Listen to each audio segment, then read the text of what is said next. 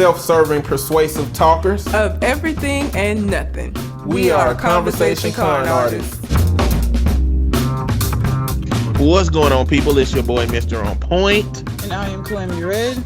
And we are Conversation Con Artists, back for another wonderful, fantastic episode. You can find me on Twitter and Instagram at Mr. MISTER_on point and TikTok at Eddie B Talking. I keep forgetting you added TikTok.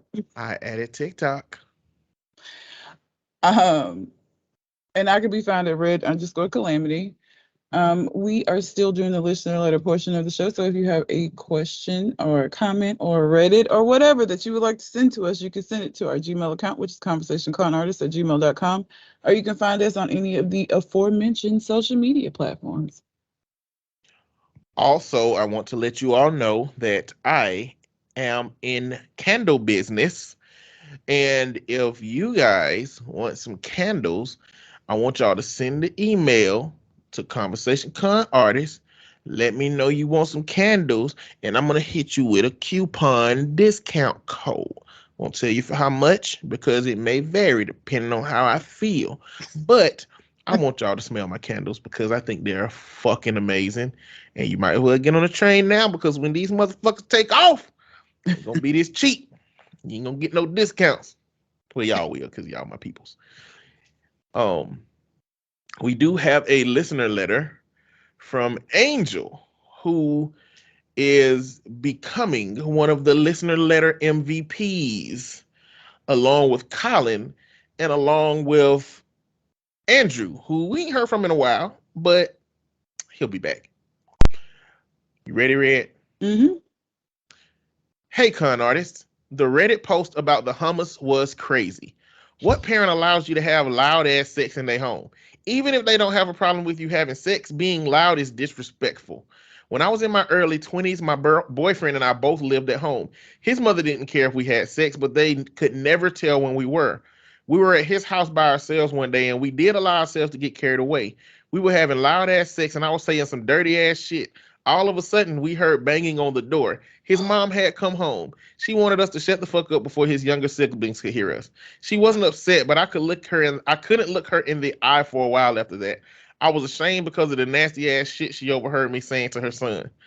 I don't like forced work interactions at my job either. They like to plan outings outside of work. Most people go because they feel obligated. I usually don't attend, and I have only attended one Christmas party in the 7 years I've been there. They always make comments about that, but I don't care. We're not friends. They need to get over it. My coworkers and I are watching one of those morning shows the other day. They were talking about red flags while dating. One of the women said, wanting to see you more than twice a week is a red flag. I don't necessarily agree. I would say more than 3 or 4 times is excessive. I guess it would depend on your lifestyle and how busy you are. What are some red flags y'all look for while dating? Mr. On Point, please don't forget to send me a list you mentioned a few episodes ago. Thank you. I did send Angel that kink list, which is the list she's talking about. If you want to know about your kinks, the only way you can get it from me is send the email to conversationconartists@gmail.com. Thank you for that letter, Angel. What are your thoughts, Red? So yes, forced socialization at work is bullshit. I especially hate it when it's like, it's different if it's like a Christmas party that's like after work or something and you can avoid it. I think when we talked on that episode about how I had a supervisor, she do this shit while we was at work. So like, unless you just didn't come into work, it really wasn't no way for you to miss that shit. Like, she would do it during business hours because she was fucking insane. And it was awful every time. I hated it. It was the absolute worst. How much somebody want to see you? I don't know. Wait a minute. Hold on. We'll get to that part. We'll get to that part. We're not going to skip the loud, nasty ass sex part of this conversation, which was very first. What is there to say about that? I'm going to ask you, are you a talker? Like, do you say what would be regarded as inappropriate things? No. Have you ever had a person that said like nasty stuff? Not really. Surprisingly enough, niggas that I fuck with have been like I think I would prefer the nasty shit over this. Like just really romantic, like lovey shit. I don't like that. I So don't want to like, hear that. so like Joe, tell me what kind of man just Yeah. bring you flowers and sliding in the knees, or like I Babyface, It's too much. I'll I don't pay like it. your bills. Shit I don't like, like it. Mm-mm. I don't okay, like it. I prefer dirty talk to that because it's like it feels out of place. I don't know. Anyway, that's not really my thing. listen, listen. When I'm watching porn, every now and then, and not like professional, like the homegrown porn. Some people be saying some stuff, and I be like, people be saying this shit in their homes. I hope ain't nobody in the other rooms. and some stuff women be saying, I'd be like, if somebody was saying that shit to me, I don't know what the hell I would be saying back. I have no clue what I would be saying back if they were saying some of the stuff. But I can't talk shit. I'm not a shit talker. I'm not a good shit talker. Matter of fact, the guys that I used to play ball with Chris, Leroy Ketchum, he know I was attempting to talk shit in a group with these guys as a non-shit talker because I was like, you know what? Maybe this is my time to show that I can fit in and be, cool and roast with the guys. Number one, I wasn't familiar enough with those people. Number two, I wasn't integrated with them long enough to be comfortable enough or for them to be comfortable enough with me. So when I made my little jokes, they all turned on me. They were joking on me like a motherfucker. But as soon as I said something, they all turned on me. But not only did they turn on me, but because I don't roast and I'm not good at it, I said some shit that made them niggas think I'm gay. And they kicked me out the group. And then Chris invited me back. And then they kicked me out again. So I'm just not a good shit talker. And so I know that if I attempted to talk shit during sex, I'd be like, oh, how do you like that? Yeah, How does that feel? absolutely not.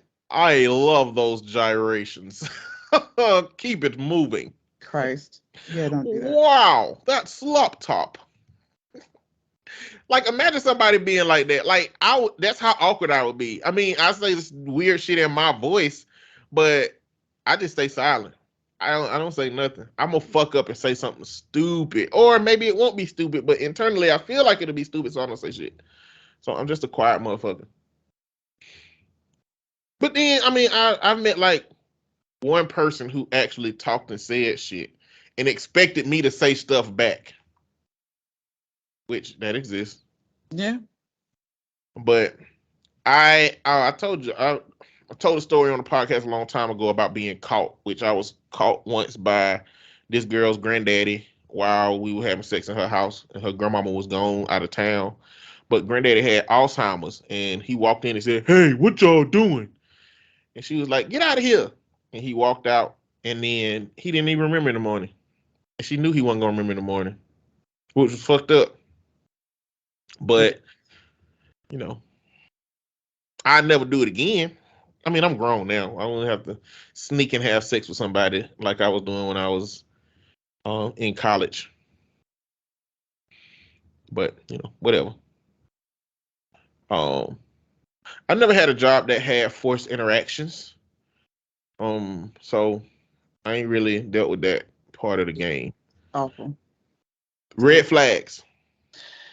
I mean, how much time somebody wants to spend? Because like for the lady that said it was a red flag, obviously she ain't somebody that like to spend a whole lot of time, or maybe she's busy. But there are people that 2 days would not be a problem, or more than 2 days wouldn't be an issue because they like, So time spent is determined between the couple of what's appropriate and what's not. I don't know that, because there are people, I mean, is it healthy? Probably not. But there are people that like see each other every single day, or want to see each other every single day. And as long as both of them want to do that shit, I guess. Red flags that I usually look for, I don't date people that have kids that don't take care of their fucking kids. I don't like that shit. Not cute. Do you make it an obligation to find out if they're doing that or not? Yes, I do. If you tell me you have children, my next question is going to be like, oh, how often do you see them? That's too direct. Why? But I'm not. How is that too direct? I don't know you. I don't feel like I need to pussyfoot around this shit. They can lie about that. They can lie about that real easily. They can, and when I catch them in that lie later, when you ain't been seeing your fucking kids, it's gonna be a problem. Now you gotta ask them a question that a parent would know. Like what? Like what their favorite color is. They can just lie about that. You can just say you gonna catch them off guard. They gonna stutter. They gonna stutter. But I don't even know that I would know what my kid's favorite fucking color is. Like, why not? Why would I know that? Yes, you would. Because every time you go to the fucking store, they gonna want a red shirt. Like kids so simple. When a kid favorite color, ooh red, I want the red. I want the red candies. I want the red strawberries. Little nigga, is your favorite color red? Yes. You gonna know real early your kid's favorite color is red. Maybe. I don't know. I'm very direct, especially in the beginning. I do that purposely because that still doesn't tell me how often, like, or it doesn't tell me the kind of relationship, like, so if you tell me from jump that you're involved with your kids, you love them and all of this shit, and then as we continue along, because I'm paying attention and I'm always assessing. It's a continual assessment process with me. And I see that you ain't like, oh, we can't hang out this weekend, I'm gonna have the kids. Oh, I gotta go to such and such, soccer game. If you ain't doing that kind of shit, then I'm gonna question how much you actually are spending time with your. Because how are you spending time with me all this time? When the fuck are you seeing these goddamn kids? So I ask direct questions so that I have a direct answer, so that when you lie, I can directly fuck you up for that.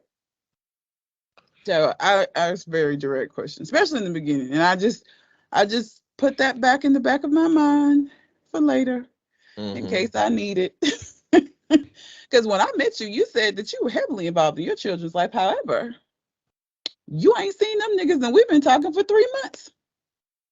What is your definition of heavily involved, sir? So yeah, people that talk incessantly and badly about their ex all the time, that's a red flag to me too. Like, why you not with her anymore? Like, I get, because people are like, oh, you'll talk about your relationships and maybe how you ended up single. That's fine. But there are people who constantly bring up their ex. You ain't dealt with that shit, because every time something happened, yeah, that bitch used to wait.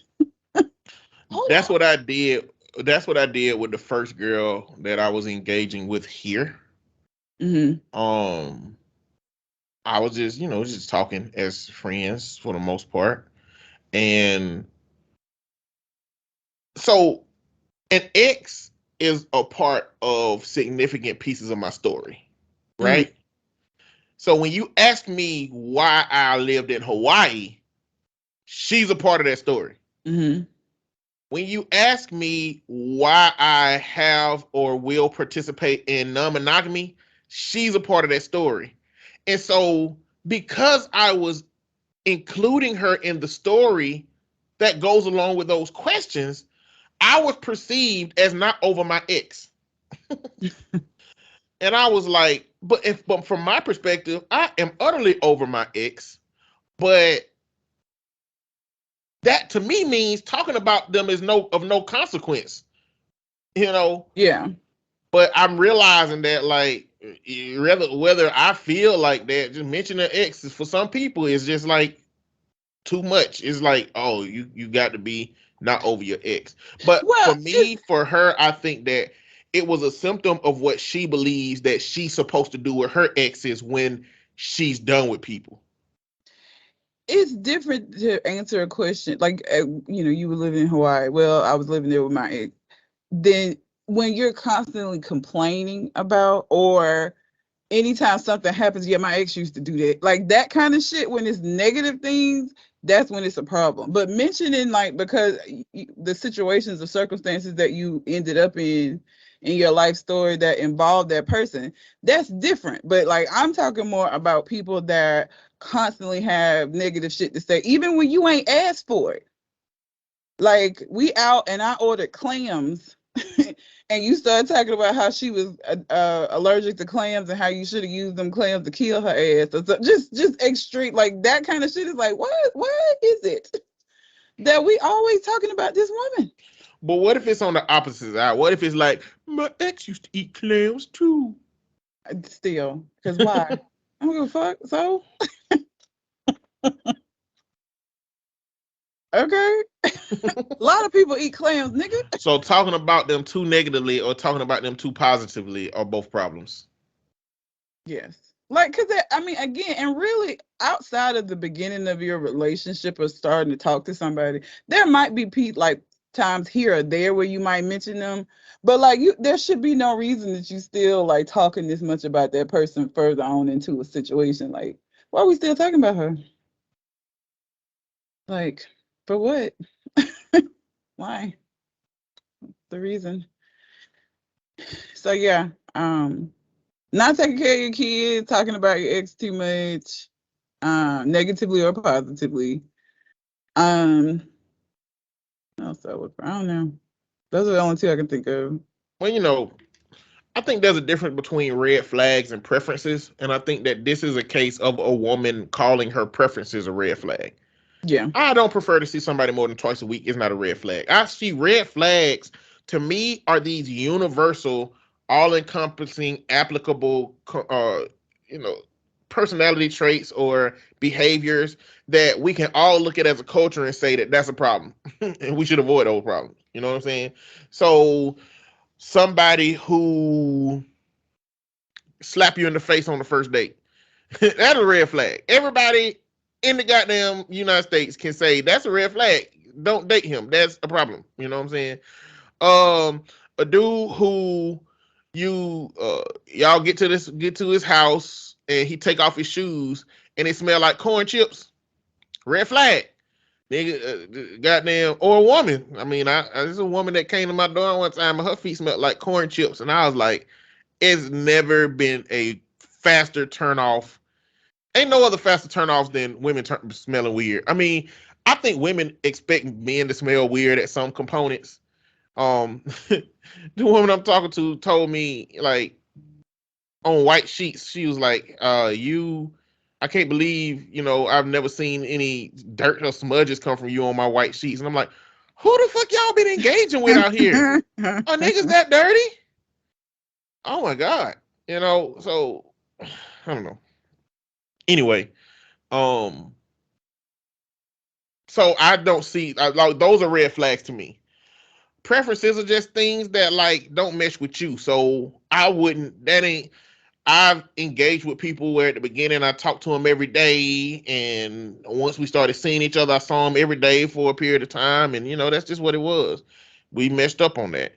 Now I guess somebody that has an incessant need and desire to see you, even though you don't want to, and they're really trying to like, I want to see you, that can be perceived as a red flag. Like that's an issue. You know what I'm saying? Yeah. But preferences, so I ain't gonna talk about red flags. I'm gonna talk about some of my preferences. If you eat black licorice, that's a problem. I'm not kissing you after you eat black licorice. I don't want to see the little black bit stuck in between your teeth. That's black licorice is nasty. Okay, I mean some of y'all might like black licorice. I've met people that like black licorice, but why? What's wrong with your taste buds? Well, your taste bud calibration is off, in my opinion, and you can't be eating my delicious ass food while you also love black licorice. I don't believe that you're gonna be tasting my shit in the way that it's supposed to be tasted. Okay. When it comes to dating apps, anybody that got a horse in their profile with their picture, if you got a horse in the profile picture with you, don't care. It feels elitist. I don't want to see your horse. Put some regular shit on your profile. Take a picture in your room. Just take a regular picture outside. But if you standing next to a horse head, I'm not talking to you. Okay. I don't prefer to continue the conversation. Okay. I don't have anything against horses, but you choosing to put a horse in your picture, if you ain't doing equine therapy, now if you're doing equine therapy, maybe, but I'll never get far enough to ask you because I'm swiping left. Vegan and vegetarian. If you eat meat sometimes, we can get along. Okay. But if you full blown don't eat meat and you're one of those people that also be like, oh, you eat meat, go brush your teeth before we can do these things. No, we're not talking. Okay. Sometimes in the middle of the street mall, I like to go and just grab a stick of meat and eat it. And I don't want to hear your mouth. I just don't want to be badgered about my love for meat. If you are too clean, all right. And what I mean by too clean is if you are the kind of clean that forces me into joining your system of cleanliness, I can't do that. I can't do that. Like, being clean is good, but I believe in organized chaos. I don't put shit in the same place twice. Now, I will put your shit in the same place twice, but my shit, I'm going to put it wherever it makes sense for the day that I'm using it and for my understanding of when I may use it the next time, right? I'm sorry. I just looked up and realized, why do you have a picture of a fucking cat on your wall? Because I like cats. What the fuck? Why? I can't have a picture of cats. I mean, I guess you can, but you like cats, but you're not like a pet person. Like, Well, I am a pet person. I was allergic to cats for 5 years before 2020. I didn't have an opportunity to have a pet the way I wanted to. But when I'm in a place to have a pet, I will have a cat. okay. I just I'm looked up. expanding my list. If you have a problem with my love for cats, cats on the wall, if you hate cats in some capacity, preference, I don't want you in my life, okay? And if you're a dog person, then it's okay. But you're not going to... See, dog people is a certain kind of like codependent. You know what I'm saying? Like true dog people. You ain't a true dog person. I am a true dog. You are not a true dog person. You are not. Your dog personness was contingent upon having a dog like Kingston that we established was a Chinese emperor, at least in his past life. He was a human. He knew what the human experience was like. He didn't want to fuck with you. He didn't fuck with nobody else. He had dictator vibes. I used to command motherfuckers like you, and you fucking giving me food on the floor in a bowl. Bitch, I'm gonna eat it though. That's what Kingston did. That's who Kingston was. Your dogness was contingent on him. Now you love Remy because you began to love Remy, but you don't love Remy because of how Remy is. No, I don't. I love him despite how he is. Exactly. Like if the motherfucker wasn't cute, Fuck no. like if he had an eyeball missing or something, you would have took him back long ago. Probably. He's just cute. You're not a true dog person. A true dog person loves a dog because they need a dog and the dog needs them. It's a codependent relationship. So if you a dog person, we can't do nothing. But if we can do something and you hate cats, you gotta go. Because I'm gonna have a cat one day, and I don't want to have to train my cat to scratch you, because I will. And I don't want to do that. So I won't leave you I won't bring you in my life. So expanding my list. For y'all that can't see, I have a wall canvas of a cat, and I like it. I just looked up and was looking at the pictures on the wall, and it was like, is that a fucking cat? I don't even have dogs. I have my dogs. Pictures of them.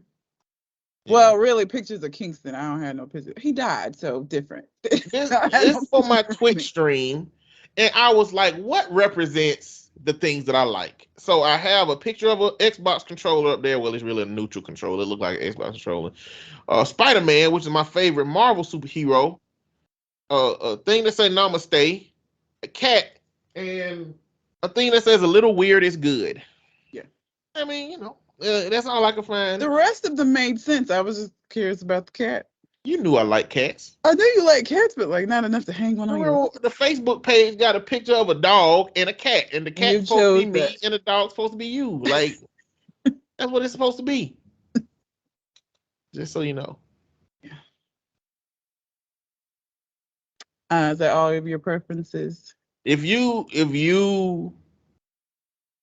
this is not I'm gonna keep an eye out for you. If we go out on the first date and I try to pay and you stop me and be like, no, I'm paying for myself aggressively, I'm gonna keep my eyes open because that's some trauma response. You know what I'm saying? I'm just trying to be nice. And you treat me like I'm trying to control the situation or abuse you. And it's like, I understand that you might have been abused financially in the past, and it makes sense for you to not want to pay. But if you do it aggressively, that's like you're replaying some trauma in your head. But I got a long laundry list, but I'm gonna stop right there. I'm gonna stop right there. My preference that I'll mention is men that don't dress like teenagers. Like, I'm almost 40 at this point, right? And so I got off. When I was on dating sites, it's so many men that dress like how you see these teenagers dress in these like really colorful clothes and shoes, and it looks dumb. Right. It looks dumb on them. Like, this what teenagers do. This is their style in the same way that we had our style when we were teenagers. And so it don't look dumb to me on them, because this is just what they doing. Right. This is just their generation's version of being whatever. That's fine. But when I see a 40-year-old man with all of this shit on, I'm always like, nope. That's an immediate no. It's an immediate no. You're not living your truth. Like, you trying to recapture some lost youth or some shit. I don't want to be a part of that. I'm cool. Now, there are plenty of women, I'm sure, that don't mind it and think that they know how to dress, and that, they want to be seen with somebody that's dressed like a 15-year-old. Me personally, though, don't want to do it. Not gonna do it. So I immediately swipe on men that dress like that. Like, no, I'm cool. Like, you're an adult man. Supposed to be. The fuck is this? So yeah. Gotcha. But that's the only one I'll mention. Okay. Have some Am I the Assholes? Let me do this one, because I just think that the title pissed me off. That's really why I chose it, to be honest with you. Okay. Am I the asshole for not allowing my girlfriend to have dangerously hot showers? How the fuck are you gonna allow her? This is my goddamn shower. Are you in here? But is it your water? I don't care whose water it is. What difference does it make? You paying for that water? Who cares about the temperature of somebody else's shower? I highly doubt that this is because she reused all the hot water. I guarantee you this is because he feels like it's because men, for whatever reason, feel like women take too hot of showers. They do. Y'all do. What do you mean? Y'all take hot showers. Y'all showers are too hot. If it was too hot, we wouldn't be able to shower in the water. That because y'all mamas put y'all in hot ass bathtubs, because I don't know why women. I don't know what. They didn't do that to y'all? My mom, I'm sure, made us all the same. Hell no. But I bet your brothers don't take hot ass showers like you do. Probably not. I don't get it though. They're relaxing. I don't understand what y'all have against. I've had to take showers with people, and y'all want cold water. Like, why is this? I don't want cold water. I want my water to be hot enough. Y'all want y'all water to be hot. That's two different things. Like when I get to a certain point in the shower where it's hot, and I don't have the knobs. I got like one knob that goes from cold to hot. It get to a certain point and I do a little tap on it, boop, boop, just so it go over just a little bit, and then it get just right at a certain point. Y'all just turn that shit all the way up and just. I really do. Like, in my shower, I do have the individual ones. I just turn the hot water all the way on. No, what you? You shouldn't do that. I believe that in your first bath, you were dangerously close to death. The first bath that your mama ever gave you, you were dangerously close to death and being scalded, and your mama didn't know, you didn't know, and now your cells on your body works poorly. Why only women know? That doesn't make any sense. I don't know, man. Anyway. I think y'all women have a higher pain tolerance because y'all have to go through pregnancy. I guess. Maybe y'all are just conditioned to have a higher pain tolerance all around the board. Let's see why he's upset about it. Maybe it is because you're using up all the hot water out of the thing. But I thought it was like, allow. What the fuck is you talking about? Allow me to take a shower at a specific temperature? Don't sit your ass down. I have been dating my girlfriend for 8 months. Things have been going so well that she started a project based in my part of the city. She decided to stay at my place temporarily rather than do the daily commute.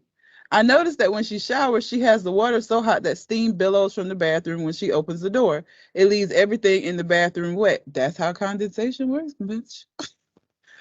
I've been telling her to use the dehumidifier in the bathroom as she showers. She told me that she showers with the window open and turns it on afterwards because the air was too humid for the dehumidifier. I put my foot down and told her it wasn't optional, and she ended up breaking the dehumidifier with the steam. That's what she told you was going to happen, but you put your foot down, dumbass. I told her that enough was enough, and if there's no dehumidifier, then she would have to shower at a normal temperature like everyone else does. When she comes out of the bathroom, her skin is red. What she did instead was start locking herself in the bathroom while the steam dissipated, so I wouldn't catch her. Or dissipated. I don't know why I said dissipated. Dissipated, so I wouldn't catch her turning my bathroom into a fucking sauna. Well, last week I had enough of it. I took the lock off the bathroom door. The toilet is in a separate room, so there is still a complete privacy when using the toilet, by the way. Now she can't steam out my entire bathroom without me knowing. I knock before entering and make sure it's not too steamy in the bathroom and that the temperature of the water is normal. She hasn't said anything about it, but since I did that, her mood has been low with me. She started spending weekends at her place, and she's been slowly taking her stuff with her. Yeah. I tell her that I didn't do it to be nasty, but the hot showers were damaging my bathroom and probably her health too. She just says, okay, and it's fine. Yeah. You finna get broken up with, nigga. Listen, no. Why do you care? She opened the bathroom door. She told you that this was going to break the dehumidifier and she used it in the way that you told her to use it. Then it break and you mad. Like, what? And if it was bad for her health or if her skin was in pain, don't you think she would just shower in a different way? Y'all are white, obviously, if her skin is turning red. Y'all turn red for everything. So that doesn't mean shit. Like, somebody can brush up against you too hard and you'll be red in the spot that they brushed up against you at. So what? Why do you care so much? Like, she's not showering with you. She's not telling you that you need to use the level of hot water that she uses. This is her shower. And now you feeling the kind of way because she's slowly moving the fuck out and going back to her place where she can shower the way she fucking wants to. I mean, really, which is her only option, because I would do the same thing. Like, I'm not finna keep doing this with you. I'm not finna take a shower that I don't want to take because it's stupid. I can't even believe we having an argument about me taking showers. It's so ridiculous. Like, whatever, man. Listen, buddy, you are stupid because of all the tiny petty, like, how can you say your relationship been going this amazing up to 8 months and you decide that a shower is going to be the thing that jeopardizes your relationship? Come on, man. Like, you give and take, man. What is a little steam supposed to do? You know, it's not going to fuck anything up bad enough and fast enough, except for that dehumidifier. That it should jeopardize your relationship, man. It's one of two things. Either you're a control freak or you're a self-saboteur. Maybe the relationship started to get too fucking real and you needed to find something that may jeopardize it. But it was petty enough not to be certain to jeopardize it so that you can act like it wasn't your fault when it's destroyed or broken. But this is a very stupid, petty reason. You are an asshole. Yes. The asshole. And you're going to be regretful of this moment for some time after this. Yeah. Bathrooms are modeled to handle steam. It is why your bathroom looks different than the other rooms in your house. Your bathroom has tile. Your bathroom has things in it that other places in the house don't have, because it's meant to handle steam from showers and shit. It is a room in which water resides quite in abundance. So, like, I don't even know what is you that you think she's gonna tear up. And then you said at the very beginning of this that this is a temporary situation while she's working on this project. So she ain't even moved into your house permanently. So what are you talking about that it's gonna cause damage? How much? How much damage could she possibly cause to this bathroom in the amount of time that she's gonna be staying there? And like I said, bathrooms are designed to handle steam and that shit. Like this, it's designed for that. That's why you have showers in there, not in the fucking kitchen. Like, what are you talking about? Fuck you, sir. And you finna be broken up with. I hope that's that's what that is. Like, she just started moving her shit out, and she ain't even said nothing. That's how you know. She just been slowly getting her shit and just distancing herself. Yeah, it's imminent, sir. Coming. Hey, Terry, what happened to Jessica? Bitch was taking hot showers, bro. What? What do you mean? She was taking hot showers? Bro, steam. Terry, what bathrooms are made for steam. What are you talking about? Bro, she broke my dehumidifier with all that steam. Who the fuck has a dehumidifier for the bathroom? What the fuck are you on, man? I don't understand this. You mean you don't have a dehumidifier for your bathroom? Fuck no. I don't know anybody who got a fucking dehumidifier for the bathroom. I know what I have is one of them fucking things that come on when you turn the light on that fucking takes the steam up. You have one of those? No, I have a dehumidifier. Why the fuck your bathroom ain't got that shit built into it? Why your bathroom? Why you gotta have your own dehumidifier, man? Like, but you broke up with a girl because of this. Well, no, she broke up with me because I put my fucking foot down. You put your fucking foot down about some steam. Yeah, steam, it fucks up shit in the back. But what it fuck up, man? What it fuck up? The towel? The fucking porcelain on the toilet? What kind of exquisite ass paint job you got in your bathroom that you don't need steam to start your walls from peeling? And if that's the case, you're stupid for painting in the bathroom. It's the bathroom. It's the place you shit. Or you just want to you trying to create an ambiance for the place that you drop turds off? That makes no sense, man. You don't deserve to be with women if a hot shower is the reason that you're going to break up with them. Fuck you. I made myself mad with this little conversation. Because it's stupid. It's dumb. Why? Gonna send her out here with shower trauma. Next time she have a boyfriend and she go over his place, she ain't even gonna be bathing hot. She gonna be out there taking lukewarm ass showers, about to freeze to death, thinking she ain't clean. Because for some reason, I imagine women believe that the heat do the work instead of the soap. It just feels good. I don't think I'm any cleaner because of it. I just think that it feels nice. It's relaxing. But I also watch crime dramas to go to sleep. So, take that with a grain of salt. Yeah. My idea of relaxing is weird. To say the least. Should have stayed and dumped a pot of boiling water on him. Nah, don't become a criminal because of that. Don't become a criminal. No, she did, right? Look, she got her own place. She was only staying there because it was convenient. And when it no longer became fucking convenient, I'm out. The whole reason I came here is for this to be an easier process since I'm going to be on this side of town. But with you bitching and moaning and shit, I could be back at my own place in silence and peace with my hot shower. The fuck? So, you have physical red flags, you got behavioral red flags, you got psychological red flags, you got emotional red flags. But I want to. What about like process red flags, like process addictions? You know what I'm saying? Like sometimes just the way a person handles a thing from beginning to end itself is a red flag. Like how they're applying logic to a situation sometimes can be a red flag in itself. Like putting milk in the bowl before the cereal. That's a preference. I don't want you in my life. but that's a preference.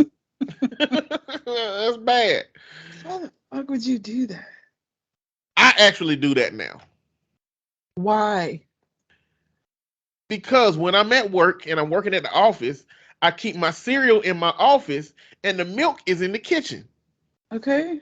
So instead of bringing my cereal to the front with my bowl and my milk just to put the cereal in the bowl first, I put the milk in it in the kitchen and then take my bowl back and then take the cereal out of my drawer and then put it in the milk. Why are you hiding your cereal? Why is the cereal just not in the kitchen? I'm not hiding my cereal. My dad has severe OCD and he don't want shit existing that don't look like it look every day. So I can't putting a box on the refrigerator or putting a box somewhere where it'll be visible is problematic. Really? Yes, it's bad. It's bad. His house got to look the same every Oh my single God. day. That's And that's why motherfucker bringing me into their organizational cleaning system is problematic for me. Because this is what I'm living in right now. Oh my God. That would drive me nuts.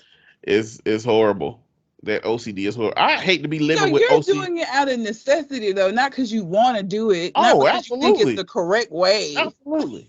Absolutely. Listen, I feel like he is a slave to that system. Like, I don't feel like he want to do it either. That's what I'm learning about people with OCD. Like, Oh yeah, they don't enjoy it. They just have to do it. yeah, he's a slave to the system, and the anxiety that he experienced when some shit going on that I did that he didn't expect is deeply triggering. So yeah, I keep my fucking cereal in the back office because of that. But yeah, but I do it. I do it anyway. So how can I even judge that deeply? Because again, sometimes you have to do things out of necessity because of a situation, right? But it feels wrong, it's not okay. And when you are outside of that situation, you do it different. I would still stand in judgment of somebody who in their own home chooses to go in the refrigerator and pour a bowl of fucking milk and then put cereal on top of it. The only time that should be the order that you do that is if you already ate a bowl and you put cereal in your leftover milk for a second bowl. I think there's another context if you want to take deliciousness into consideration. There are some cereal that get soggy so fast that if you pour the milk on top of those cereal, then the bottom cereal have no fucking hope of being crispy still. The bottom cereal is still because you're pouring whatever cereal hit first is still going to sink down to the bottom, and you're still going to be probably eating from the top, not the bottom. You're still going to get soggy cereal. Fruity Pebbles, man, you can't. That's a high risk with Fruity Pebbles. Matter of fact, in order for Fruity Pebbles to be delicious, you got to use half the milk that you would of other cereal. That's how it works. You got to leave crunchy ones on the top. You can't let all of them filter out in the milk. I eat old people cereal now. What you eat? What kind of cereal you eat? Frosted Mini Wheats. Adding that to the fucking preference list. If I come into your house with this frosted fucking Mini Wheats on the top of the refrigerator, we can't do nothing after this. They taste good. They do not taste good. When the first time you bought frosted Mini Wheats as an adult in this part of your life, what were your thoughts? Well, I didn't buy it on its own. I was buying them little packets of mini boxes of cereal that come in like 8 to a section, and it was in one of the little packs. So I ate it and I liked it. I was like, oh, this ain't bad. I thought this was gonna be nasty. So that shit tastes like sugary hay. What the hell why the hell I want to eat that? Them little stringy ass goddamn broomstick Brussels. They're not good soggy. They are not good soggy. But they're so thick that you would literally have to just sit that bowl up there and leave it for hours for all of that to get soggy because it's so thick. So the milk can't really infiltrate it to make it soggy fast. Is that the only old people cereal you eat? You got Oat Bran in your goddamn I don't have cabinet. No, I eat Honey Nut Cheerios. What about Wheat Germ? What the fuck is that? That sounds disgusting. No. It's like you add it to your cereal. It's like it ain't powdery. It's like grainy. No. Mm-mm. Absolutely not. I eat Raisin Bran. Why not Raisin Bran Crunch? I'll get that sometimes. But sometimes I don't want the crunch. So if I don't want the crunch. The fucking cereal and already crunchy. What the? But it's even more. Those little nuggets can be hard. Sometimes I don't want to do all that chewing. Okay. Whatever. The clusters are delicious. I don't know why people They're won't want the okay. clusters. I, know what I I used to do? Honey nut clusters too. I'll get that sometimes. I'll buy like my regular, like my special case strawberry or something like that, and I'll add don't the like that. clusters to them. It's them dried strawberries. It's weird. I like them. Mm-mm. I like them. I mean, I'll buy some real strawberries and add it to it because it ain't enough That would be strawberries for better. me. We used to because we were poor. My mom would buy cornflakes and we would cut bananas up in them because cornflakes don't have no fucking taste. It's Who disgusting. liked cornflakes in your house? Nobody, but it was what my mom bought, so you ate it, and we just started putting bananas in it. Why? That makes no sense to me. She had to like them at least. Maybe she did. I don't know, but we had cornflakes and we would cut bananas up and eat them. I'm expanding my list to flavorless cereal. If you bring It's not flavorless cereal into my house, and they have different flavors. They have like the strawberry frosted mini wheats. They have blueberry frosted. I'm not talking mini about that. wheats. I'm talking about cornflakes, Oh, Cheerios. If it ain't sweetened, we got a problem. I'm adding Kicks to the list. I don't respect Kicks. who Okay, eats Kix still? I don't know, but That's still a cereal. It's still a thing. I heard they are still kid tested and mother approved. Lies. Kids never like Kix. Lies. Kicks is Cheerios that wish they were sweet, and then they got a little sweet on them. Kix was disgusting. I think my mom would buy Kix sometimes too. We didn't really have good cereal in my house. Not even the off-brand, right? Like, so she would buy Kellogg's cornflakes, and I'm like, I would have settled for the off-brand of an actually good cereal instead of you buying Kellogg's or whoever makes Kix.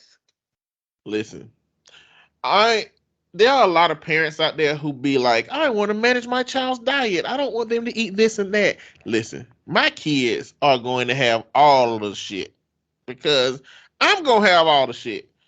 They're going to be eating Frosted Flakes, Fruity Pebbles, Honey Smacks, Golden Grams, and Cinnamon Toast Crunch, even though I'm losing respect for Cinnamon Toast Crunch. Because as soon as you pour the milk on the cereal, all the fucking seasoning just run off the bitches. They turn into Golden Grams real fast.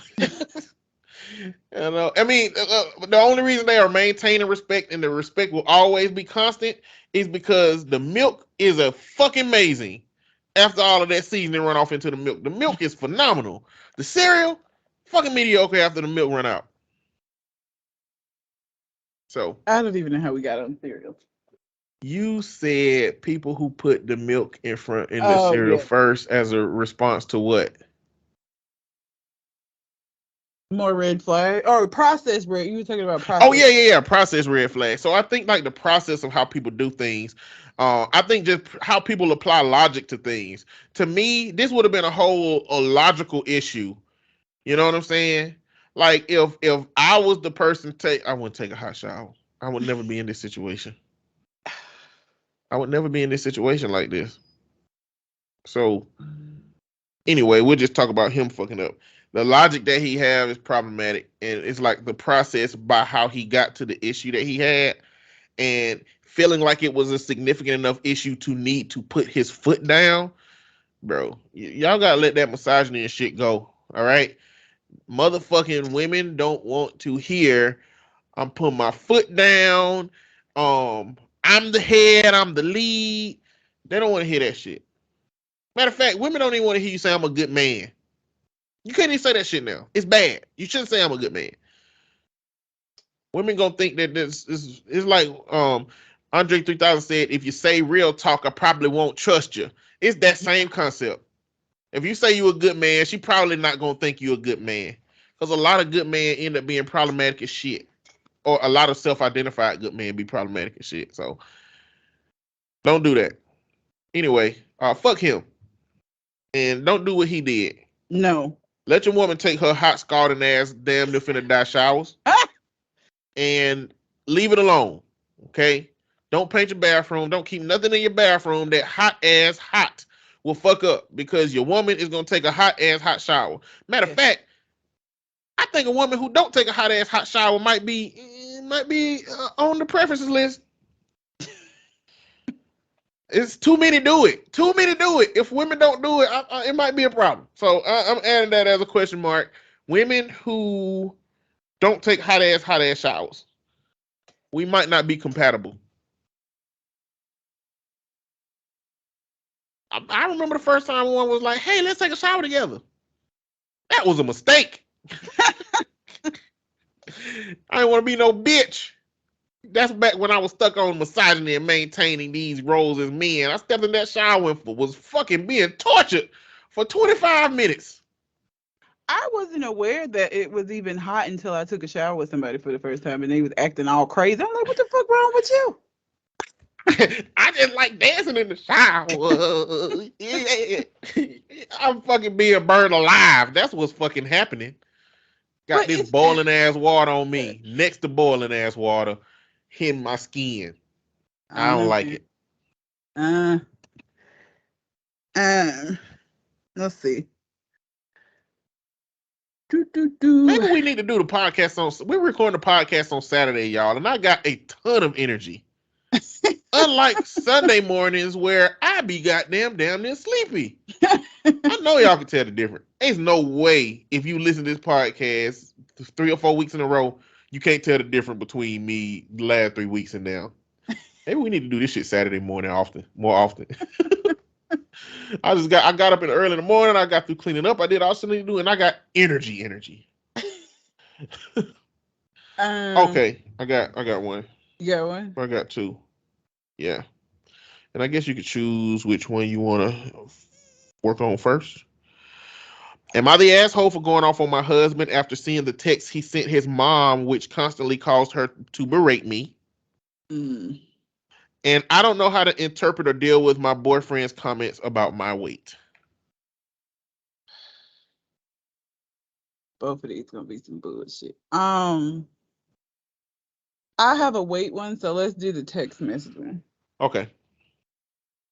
All right, I'm going to be brief here. I have a 4-month-old daughter. Motherhood is obviously difficult, but with the pressure from people being around me warning me not to mess up, it's become too overwhelming. Whenever my daughter gets sick, I get a call from my mother-in-law, who's a medical professional, to point out what I did wrong, then berate and lecture me about it, although I do all I can. Days ago, my daughter started having a diaper rash. Mother-in-law called me and was furious. I still had no idea how she knew. My husband said he didn't see her call her for 2 weeks. I had an argument with her after she accused me of causing my daughter her diaper rash and also called me neglectful. Last night when my husband and I were lying in bed, he wanted to show me something on his phone. As he scrolled through his text, I caught a text that he sent to his mom around the time our daughter got sick. I looked at it and it said that I caused our daughter diaper rash and then neglected treatment. I was stunned. He saw the look on my face and wanted to retrieve the phone, but I took it and scrolled up and saw more text from him, basically giving her details about every move I make regarding our daughter's care. I felt enraged and quite betrayed. I went off on him, told him he was out of line, tattling to his mom about my mess-ups, and not only letting her, but encouraging her to berate me and lecture me about my own daughter, which had worn my self-esteem down as a mother and caused me depression. He said I shouldn't have snooped on his private conversations with his mom and said I needed this occasional guidance from his mom to make sure our daughter is in good health. I yelled at him and he called me crazy, then walked out to stay on the couch. Things have been pretty bad after that, and this morning he avoided me and refused to talk about it except to say that I overstepped by reacting with hostility. Your husband can go suck a dick. Okay? But what if he's not homosexual? Still, go suck a dick. If you need that much guidance from your fucking mom, we don't need to be married. Because you obviously wasn't ready to leave the nest yet. So you can go back and live with her, and then you can just parent from there. And I will just be over here doing what the fuck I need to do. That is ridiculous. It's already difficult enough. I cannot imagine what it is like to bring home a baby who is essentially a bag of mush, and who at any wrong move can just fucking die for no fucking reason at all. SIDS is a thing, okay? You can do everything right and a kid just dies and nobody knows why. That is fucking terrifying. And it would make anybody nervous and have concerns. And so instead of you being there for her while she's dealing with this, and instead of you feeling some kind of empathy for her dealing with this, because you don't know what it feels like because you're not her, but you could at least empathize, you go run into your goddamn mama talking shit about her. So, girl, I don't even know what you're talking. Why are you apologizing for cussing him out? I would have put him out. So he's still shooting better with you. Because he would have had to fucking go. Go stay with your mom. Y'all got so much shit to say. Go stay with her. Good day, sir. Damn. Are you Willy Wonka now? I said good day. Listen, ma'am, your husband is the ops. I just want to let you know that your husband is the fucking ops. If he'll do this kind of underhanded lying to you but snitching for real type of bullshit to you, he will turn your ass in to CPS. He'll turn your ass into the Child Protective Service.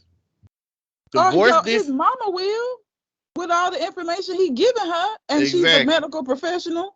And you know what? This motherfucking scheming, conniving ass, bitch ass motherfucker, what he did was he said, I haven't seen or talked to my mom in 2 weeks. But that little devil on his shoulder, but you text her, nigga. You text her though. But you ain't tell your wife that, she'll never know. And then you got the audacity to get mad. No, nigga, you got caught. Yep. You got caught. That's the problem. I hope she leave your ass. I hope she divorce you. I would. Your daughter, listen. I don't know, man. I don't know. What if she's a bad mama? What if she's a neglectful mama? I don't want to say that. What if she is neglectful? What if she's like the worst? Well, but talking about her behind her back to his mom is not helping the child. If you truly feel like your child is in danger of her mother being neglectful and her getting diaper rashes and things that are going to create actual physical medical problems for her, this ain't the way for you to, what this going to do? And me asking what if she's the worst is not a reflection on how I feel about him. Fuck him. It's more so that I can't just say, I hope you divorce him and go on with your child. She might be problematic.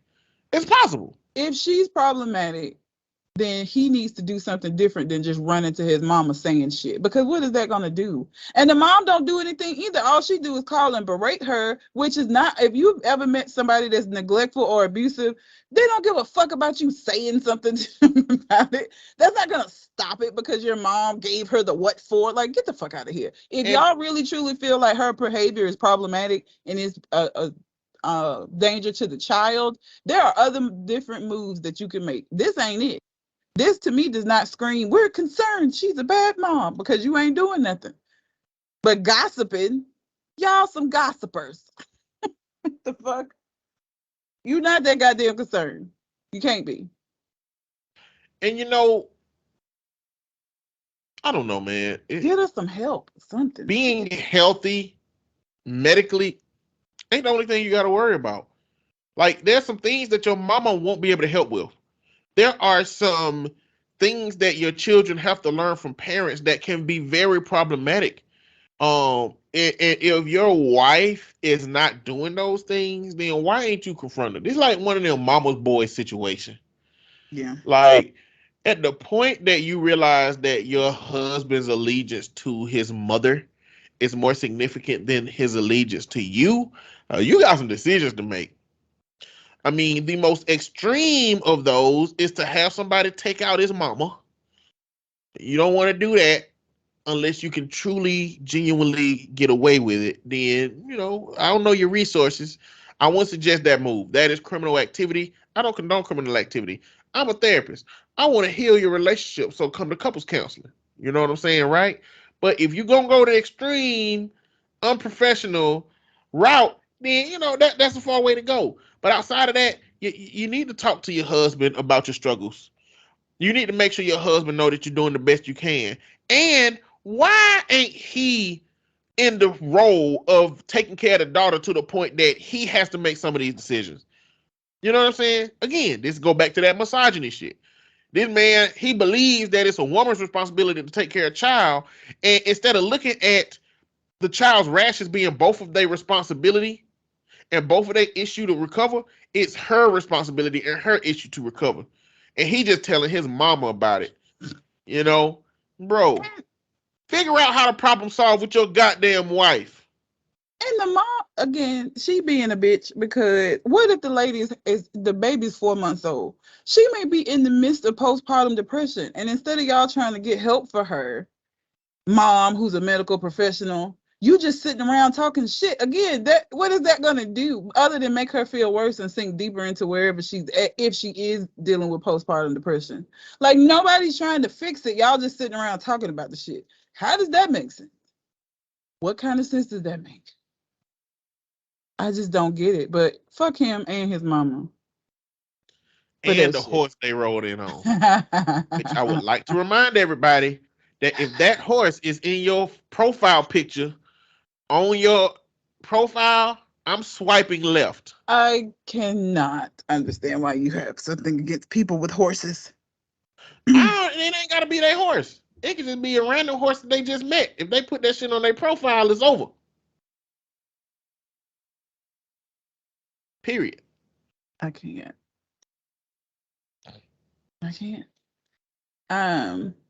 Oh, wait, where'd it go? Where'd it go? They took it down. They literally just took it down. Just took it down? That's why I should have screenshot the motherfucker.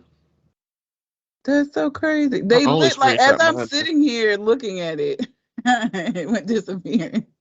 Damn. Well, I don't have the weight one anymore. I have other ones though, but I don't have the weight one because. Okay, I ain't worried about it. They just took it down. Am I the asshole for telling my brother and his boyfriend to stop misleading people with their wedding rings when they're not actually married? Why you care? Before I even read it, why you care? Like, already, just what the fuck difference does it make to you? You know what? I'm expanding the list. Women who don't mind their business.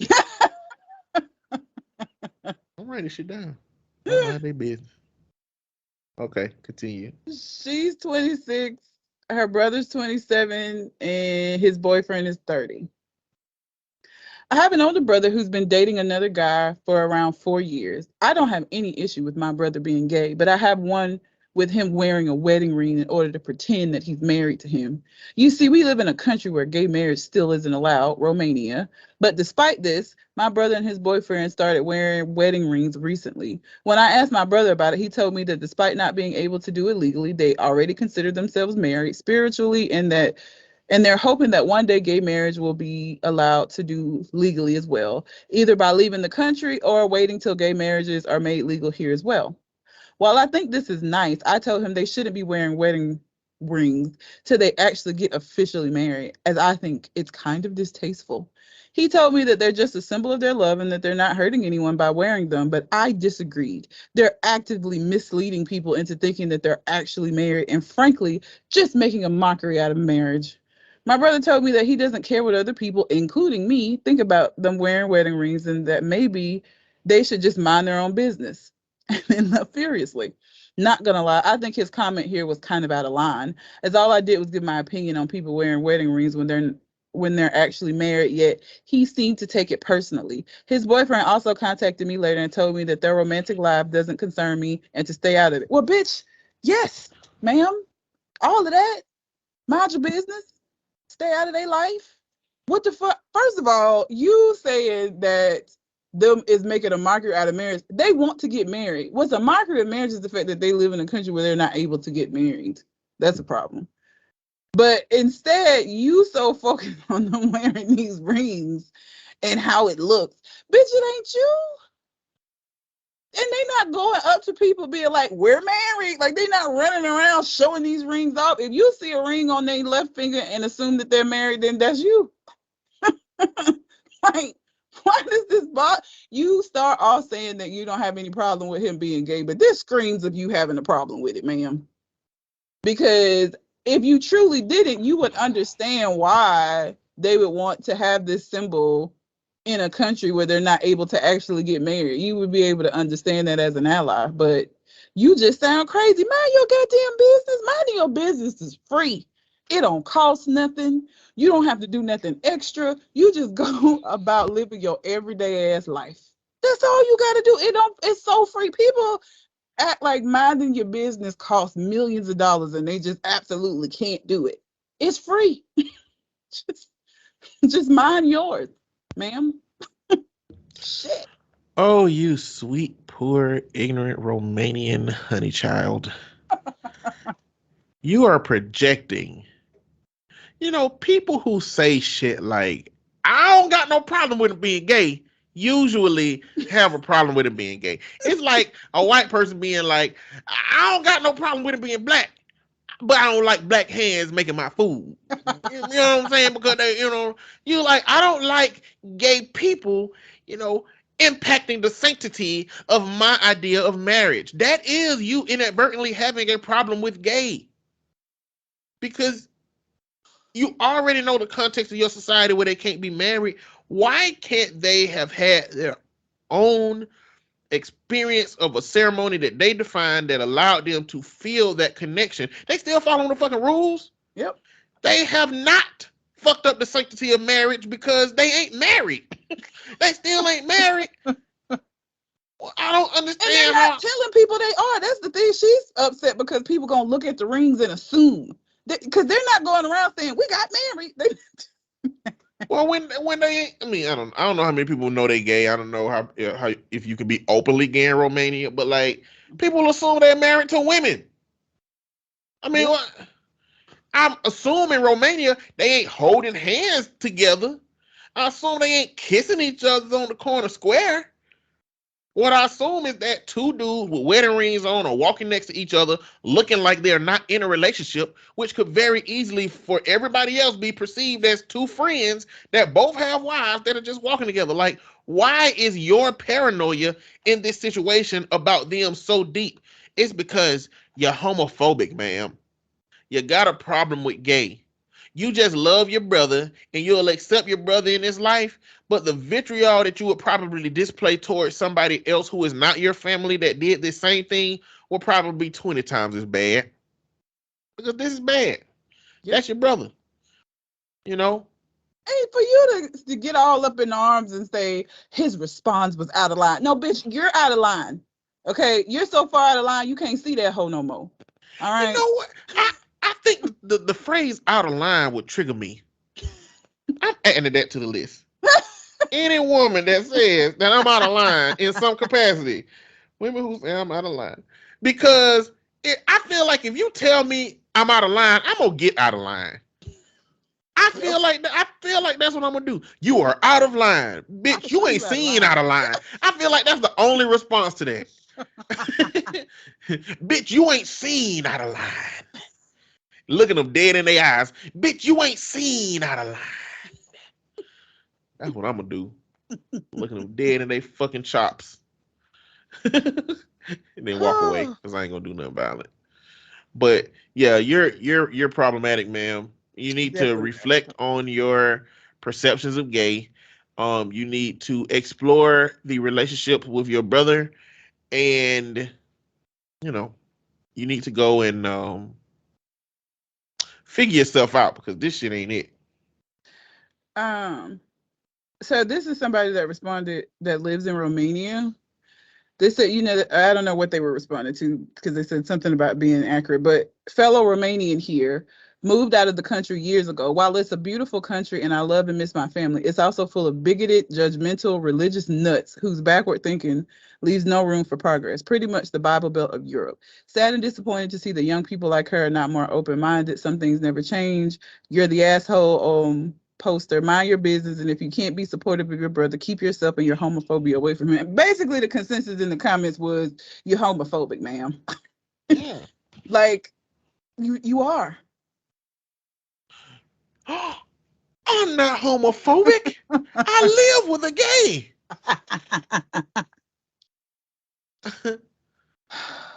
How can I be homophobic? I talk to gay people. I accept their gay relationship. I've done it my whole life. I can't be gay. I'm not gay. Homophobic. I can't be homophobic. I just think it's not okay for them to wear those rings out in public. I have no problem with them being together. But why does the world have to know about it? Like, Yeah, you're problematic, man. Go get yeah, some help. you're an asshole for that, man. Pure and simple. And stop saying that you don't have a problem with gay people, because that is absolutely not true. Ooh, this first line. Okay, I want to do this one just because I read the first line. Okay, let's get it. Am I the asshole for kicking my son out of the car? I hope your son's not a minor, because if he is, this might be problematic. It happened all the time. She is 37. Her husband's 38. The son is 16. And she got a 10-year-old daughter. Those are all the ages of everyone. My husband is currently in prison. Goddamn. At the gate. Goddamn. Why he a part of the story? I don't know. We gonna find out, I guess. Things have been really hard for our family since he went away 2 years ago. 3 years left on his sentence. My son is aware of what's going on, but my daughter is not. She thinks he's working in another state. Oh, I hate when parents do that. Me too. I hate that shit so bad. Don't lie to your kids about She's what's going on with your 10. parents. There is a way for you to explain that to her as a 10-year-old. Like, there's no reason for you to be doing that shit other than that you embarrassed by it. So your husband gonna come back and be like, "Hey, daughter, school sure was hard." Man, get the fuck out of here. Yesterday, my son and I got into an argument while driving home. I told him that I had a lot going on right now and needed his understanding. With his sister in the backseat, he shouted, "It's not my fault your husband went to prison." My daughter heard and started crying. See, this another reason why y'all shouldn't have been doing that is because this. Yeah. I was devastated that she found out like that. I pulled over and screamed for him to get out of the car. He refused, so I reached over, opened his door, and made him get out. I drove away so I could comfort my daughter and explain things to her without being distracted by him trying to get back in the car. Once she was calm, I drove back to where he was and picked him up. He didn't even apologize to me or his sister. He don't owe you no motherfucking, you know what? Once we got home, we went to his room. I was talking to my mother about what happened, and she said that I'm the asshole for driving off without telling him I will be back, which must have been scary. I think a little fear can be a good lesson, but maybe I went too far. Bam. That's why I don't like doing counseling with kids, because parents like this, it don't be the kids. It be the fucking parents that make that shit so fucking difficult. Ma'am, you have handled this poorly from get-go by not telling your daughter. Your son is 16. Of course, you talking about he need to give. I hate when parents do that too. You need to give me some understanding. He's 16 and he's your child. He don't owe you that. And his dad's in prison and he probably struggling with that shit too. Yet you're asking him to comfort you and be understanding to you. Okay. And yeah, he snapped on you. I get it. I would have probably got snapped on you too. Talking about you need my understanding. You married a nigga that went to prison, not me. And you put him out of the car to comfort your daughter. So not only is his dad in prison and not there, and all the ways that will negatively impact the child that's old enough to know what that means.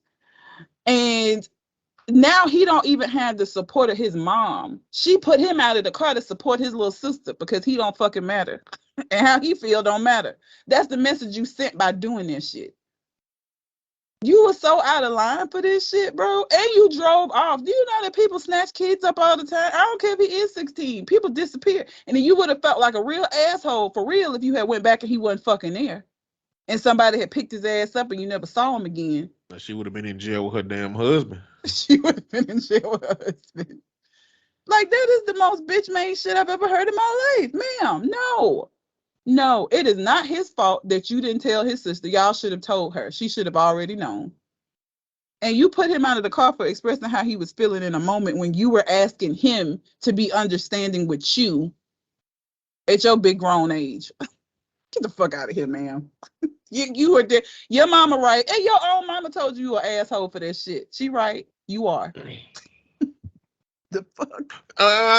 Mama said she was an asshole for putting a child out. And you know what? I don't agree with that. I mean, I agree that she's an asshole, but it's like two other points where she's an asshole too that mama could have confronted. But I think that I think that this moment was a culmination of a mother who has not been tending to the child's emotional needs about this whole situation. Yep. The mere fact that she's hiding it from her daughter means that she hadn't even come to grips with the reality that has happened. And so she could not have been tending to her son's experience with this thing. So that's a super problem, because had you tended to that, then you wouldn't have to worry about this outburst of what was going on. You wouldn't have to worry about it at all. But me personally, as a therapist and an advocate for kids, and I've been working with kids for a while, you know, everything about this would have been neutral to me until you said kids need a little bit of fear every now and then. And that's what you did when you put that child out. One, you weren't thinking about that when you put him out. You put him out because you were mad and you were reacting. But to justify it by saying kids need to be scared a little bit, fuck you, lady. Fuck you. Fear serves no purpose in a child's life. They're going to have more than enough fear. They don't got nothing to do with you that's going to show up because we live in a scary ass world. And for you to be out here artificially implementing fear because you think it's going to do something for your child when really you just scapegoating that moment to say that you're doing that, you know, I don't trust you. And what's that gonna do for her relationship with him now? And I mean, he got. It couldn't have been nothing before this. It couldn't have been that much before this. True. You got 3 more years for this. So your daughter, who is 10 now, she's gonna be 13 years old by the time her father get out of prison. What are y'all gonna say? Because she gonna find out. Like, it's like, why? Which is why I don't understand why you would even have lied to her from the jump. Because 2 years ago she would have been 8 when he went in prison, because he's been in there for 2 already. You should have told her, so then that she'll know what's going on, when to expect him back, where he's been. But now she gonna be 13 years old when this nigga come back. She knows now because of her brother. But even if he hadn't said anything and you were somehow able to pull this he working out of state lie for 3 more fucking years, she's gonna be angry when she finds out what was really going on, and the fact that y'all kept her in the dark about it and didn't tell her. She is not gonna be like, thanks, Mom, for lying to me for 5 years because you thought it would protect me. I really appreciate that. That is not gonna be the response you were gonna get at age 13 when she found out that nigga had been in prison and not working out of state. She going to school every day telling her fucking friends and shit, my dad works in Cleveland. I'm like, and I'm very surprised that because you know how kids are. Kids over here, parents say shit and go to school, and I can't believe she's kept it up this long, because she'll be talking about how her daddy is working in Cleveland, and some kid, your daddy in prison. My mama's head, he got locked up. I'm just very surprised they were able to keep it for 2 years, to be honest. But she handled that all wrong. Your kids don't owe you. They don't owe comforting you. He's a child. He's 16 and a teenager, but he's a child whose dad went to prison. And you talking about you need him to give you a little bit of understanding, but what? He probably close to putting hands on your ass. To be honest. So you better quit acting like a fool out here. Oh, I can't stand this shit, man. Like, anything could have happened to him. He could have got hit. Somebody could have took him, all while you trying to teach him a lesson and shit. Your ass could have got taught a lesson. Like, that is not the way that you handle that. It's really not. All of that was handled wrong. From not telling the daughter, putting him out of the car, all of that was handled poorly.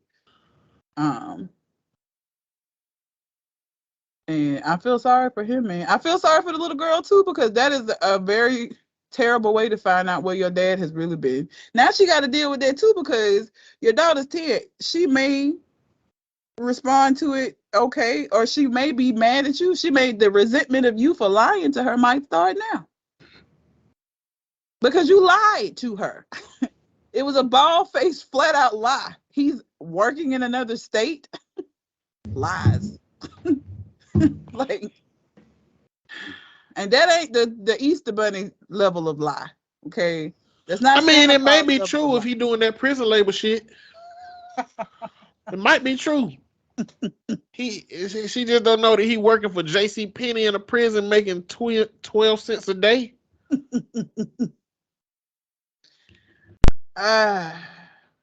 And because you can still be a slave if you got a felony. Yeah. 5 years ain't that long. I wonder what his charge was. I mean, depends on if they white or black. I'm thinking white and some kind of white collar shit. Yeah, I'm thinking they white. Probably some white collar shit. It wouldn't be domestic violence. No. Yeah, remember? Yeah, some white collar shit. Yeah. Anyway. Credit card scams. Or some embezzlement from the something. Some white collar shit. That's the amount of money you can steal that don't make it a felony. Yeah. You know, motherfucker might be stealing $2,499 from everybody. I don't know. But yeah, you want to do the other one you had, or you want to go on to news? Nah, let's go on the news. Okay. Well, if you have a Reddit letter, question, comment, whatever that you want to send in to us, you can send it to us at our Gmail account, which is conversationconartist@gmail.com.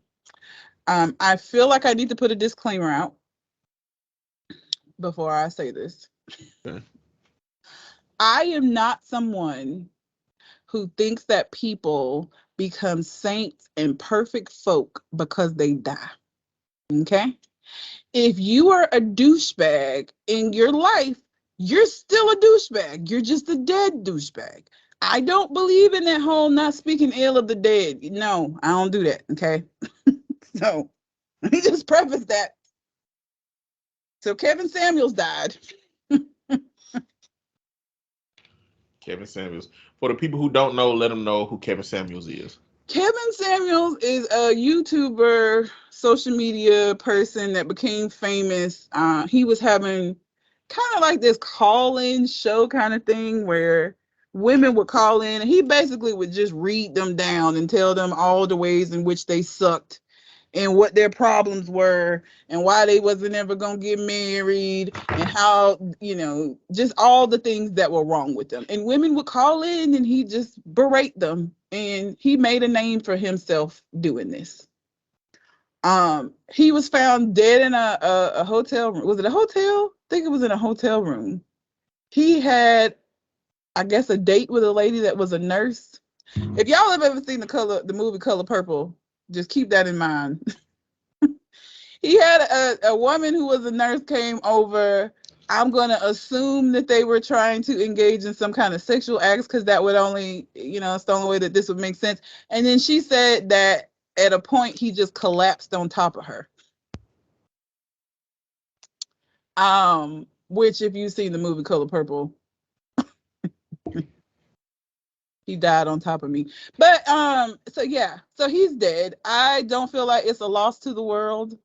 And again, I know that people feel like you're supposed to like always have these nice things to say. That's never made sense to me. If you were a terrible person, then why do I have to all of a sudden act like you weren't the terrible person you were because you happen to die? We're all gonna die. The fuck? That doesn't mean anything. He's just a dead asshole. He was an asshole in life. He's dead now. He's a dead asshole. It is what it is. I don't feel bad. I'm sorry. I mean, the family he had and the people in his life that cared about him, my condolences to y'all, but I don't give a fuck. I don't care. I feel like he was the start of all of these alpha male podcasts and shit. I feel like all of that was trickled down from his ass. And so now you got all of these douchebag ass men running around out here talking about high dollar value mail and all of this bullshit down because of Kevin Samuels. So it is not a loss to the world. Don't at me. I don't care. Whatever. I've been trying to figure out, like, I really don't care one way or another. I don't care when people I like die. I mean, death is a part of life. If you enjoyed your life as you was living it, then death is the contract that we agreed to by doing that. But I believe in giving motherfuckers the same energy when they dead that you gave them when they was alive. You know what I'm saying? Yep. Like, because it's fake otherwise. You're being fake. Especially, I mean, it depends, right? You know what I'm saying? If you know this person personally and you don't fuck with them and they die, you just don't got to say nothing else about them. The issue with Kevin Samuels is that there's a whole group of people praising what he did when what he did was really inflammatory for a group of people. You know, it was really inflammatory for women. And that one man that he called a fat fuck. Oh yeah. Them women and him, he did them wrong. So, like, why are people?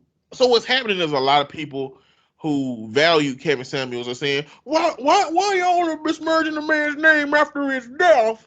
People were saying shit about him when he was alive. Like, you're supposed to, like, death is supposed to be something that transforms your perception of a person to somebody that was valuable in some way. Yeah, it doesn't. Like, you had to have done a significant amount of good to get that. That's a privilege.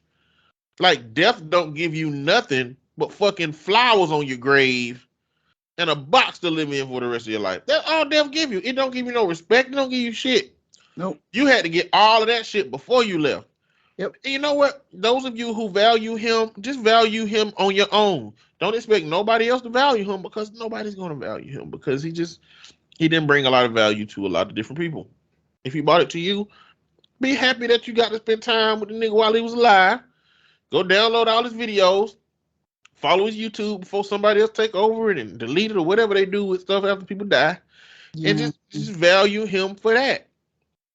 If that's what you want to do. But I'm gonna tell you what, don't come out here on no motherfucking bullshit. You know, the problem is that when a drug dealer die, it creates a void in the situation, right? Yeah. And what that void does is it makes a market that other people got to compete to be in. That top spot. Mm-hmm. So don't y'all motherfuckers be coming out here with no Kevin Samuels energy trying to be the next hot thing. Oh, that's gonna totally happen. Because let me just be real about what the Kevin Samuels rhetoric has done. It has really kind of, I don't want to say priced you out of the market, but it's really, really thrown you out of the market, bro. Like, nobody checking for you. If you go on a first date and you say high value man, don't expect to hear from that lady again. Bye-bye. Okay? That is a red flag right there. That ain't even preference shit.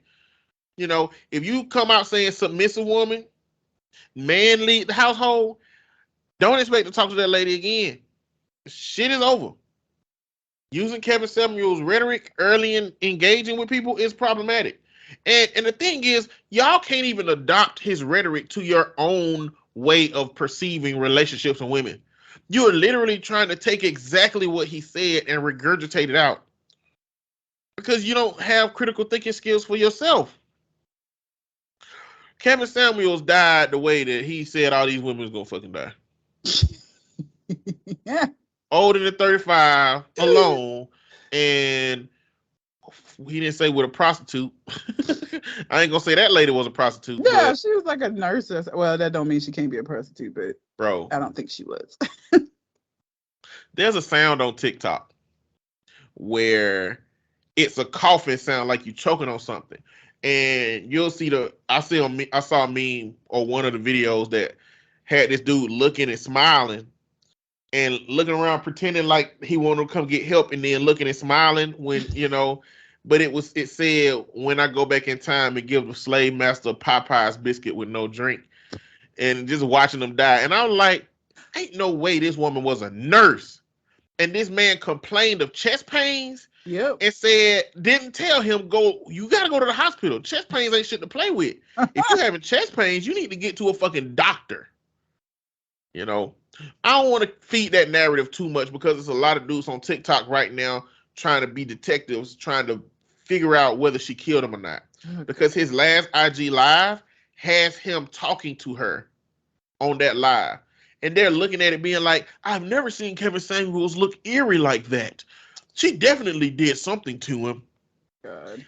And she looks black. She looked like she could be something other than black. But if she's not black, how can anybody outside of Kevin Samuels' followers look at him, see him talking this bad about black people, black women, and believe that he valued black women somehow? Because he's saying he's trying to get the black men and women together. But he ain't even engaging with black women. He ain't even engaging with black women. You know, so I mean, I don't care one way or the other about rest in peace and all that shit. I mean, Nah.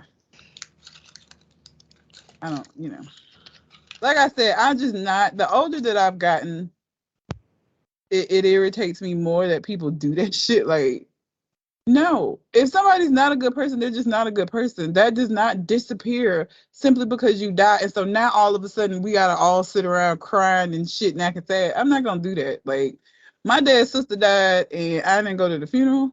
And when anybody was pressing me about it, I didn't like her and she didn't like me and she wasn't a good person. Period. Like, what do y'all not understand? I'm not gonna come and sit in a church and pretend to be sad about some shit I'm not sad about. I'm sorry. So to be respectful, my way of being respectful of the people who did give a fuck was by just not, and I'm not gonna go. I don't need to be there. I don't need to be there. Funerals are for saying goodbye to people that you cared about, and that does not fit us. What no need for me to go. But like, I just am not of that mindset. If you are a horrible person, you were just a horrible person that fucking died, period. Like, you don't get special preference or special treatment simply because you fucking died. We're all gonna die at some point. Okay? You knew that and you still live life the way that you fucking decided to live it. So, whatever. You know what you want me to do. But I don't give a fuck.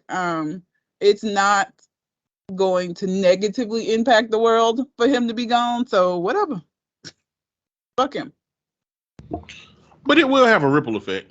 It'll have a ripple effect, but it's still not enough. Like when we have great people that have died, like some of these actors and actresses that left legacies, and when we look at the people that are acting now and that they're not on the same caliber, those people leave voids. Those people, like, that's, I can understand that. Him, it'll be some other crusty, dusty ass nigga that want to go and make a name for himself, that has his own insecurities, and this is the way that he decides to project them out onto the world. And he won't be as famous as Kevin Samuels was. I don't think anybody's going to get to that level, even with them trying to come in and take his spot. I don't think it's going to happen. So, whatever. I mean, people already been trying the Fresh and Fit, and Thomas Sotomayor and other guys been trying to. They've been in this space for a long time themselves, but like, somebody gonna change their content up to fit what Kevin Samuels was doing, which is really talking to a lot of insecure women that for some reason insecure women and women who were just overly secure were calling Kevin Samuels. Half of them was trying to prove to him that they didn't fit the category that he was talking about, which his modus operandi was to make sure that you didn't fit. It didn't matter what you called and said and had. He was going to make sure he contorted his dialogue so that you didn't fit it. And women who are truly insecure, which I guess would be referred to more so as the pick-me's out of the conversation, who really just like, well, this is a man and he's a popular man and men follow him. So I'm definitely going to listen to this man because this man know more than all these other women and all these feminist men. I'm going to talk to a man. Them women. But he did nobody any favors. And dudes be like, he had some successful relationships of people that work with him. Why them motherfuckers ain't getting on his live saying, hey, this worked for us? Exactly. Why Kevin Samuels ain't had no woman? He ain't working for you the way you think he's working for you. But it is what it is. I mean, all it did. So there's a clip, I don't know if you've seen this, of a interview that Shaq did. And it was with two guys. And one of the guys, can you hear me? Yeah. Okay. One of the guys was talking about his divorce from Shawnee O'Neal, which was his first wife. And the guy was like, marriages and divorces happen because, both people, people want to villainize you. But she wasn't perfect. She wouldn't, she wasn't doing, stuff on her end too. And Shaq was like, let me stop you. I got a divorce because of me, because of my behavior, because of what I was doing. There was nothing wrong with her. She was a good wife. She was a good mother. She was fine. She looked good. She kept, like, all of those things that you would want from a wife. She was those things. It was me and how I was behaving and where I was at. That's why we got a divorce. That was fully on me. And you just see blankness. How do you respond to that with all of this stupid ass shit you've been spouting? Now you have somebody here who's taking accountability for his actions in his own marriage and saying, like, no, I just fucked up. It was just them dudes getting flamed on TikTok because they were really just trying to create a narrative that the woman was as much of a problem as the dude. Yep. And he wasn't allowing it. He wasn't going to let them say that about her because it's not true. Because that is a very real thing. Like, that's the lack of accountability in these men that have these podcasts, that have these ideologies, is what really kills me. It's like men can't do nothing, right? Like, if anything goes wrong at any point, it's women. These women, if these women would do things differently, then all of this would be fine and great and good. And that shit just drives me crazy. There's no accountability. And when they are faced with a man taking accountability, they don't know what the fuck to do. Because you can't combat. He's telling you what his experience was. So you can't generalize it. This was his actual experience with his actual fucking wife. So like you can't even combat that. He's saying that it wasn't her. She's all the things that y'all are talking about, and I still fucked up because of where I was at in my life. So women can do all of the things that y'all are saying. You still be a dickhead. And these dudes wouldn't do this to Shaq, but they do this to dudes on like TikTok all the time. They'll be like, "Oh, okay, simp," because it's like, if you believe a woman didn't have no fault, then you just a simp. You just accept women's bullshit. That's the problem. Because they're not going to not believe that women are a problem. And that's part of that red pill mythos as it pertains to women. That shit is so fucking stupid. But I saw that clip and I was like, good. Like, I was so glad to see just the blank face. They didn't know what to say. Because I guess, yeah, maybe they would have responded to something negatively, but you're not gonna call Shaq no simp to his face. Exactly. No, you're not. Even if you're feeling that shit, you're gonna sit on that. You're not gonna say it. You seen Shaq swing at Charles Barkley when they almost got in that fight? Yeah. That nigga hand big. Let that man swing on you. You're going to the hospital with brain damage. If he connects. Unless you hard-headed. Which ain't real. So you're going to get fucked up. Hard-headed ain't real. And speaking of fucked up, good segue into the Dave Chappelle story. Oh my God. Oh my God. There is video out.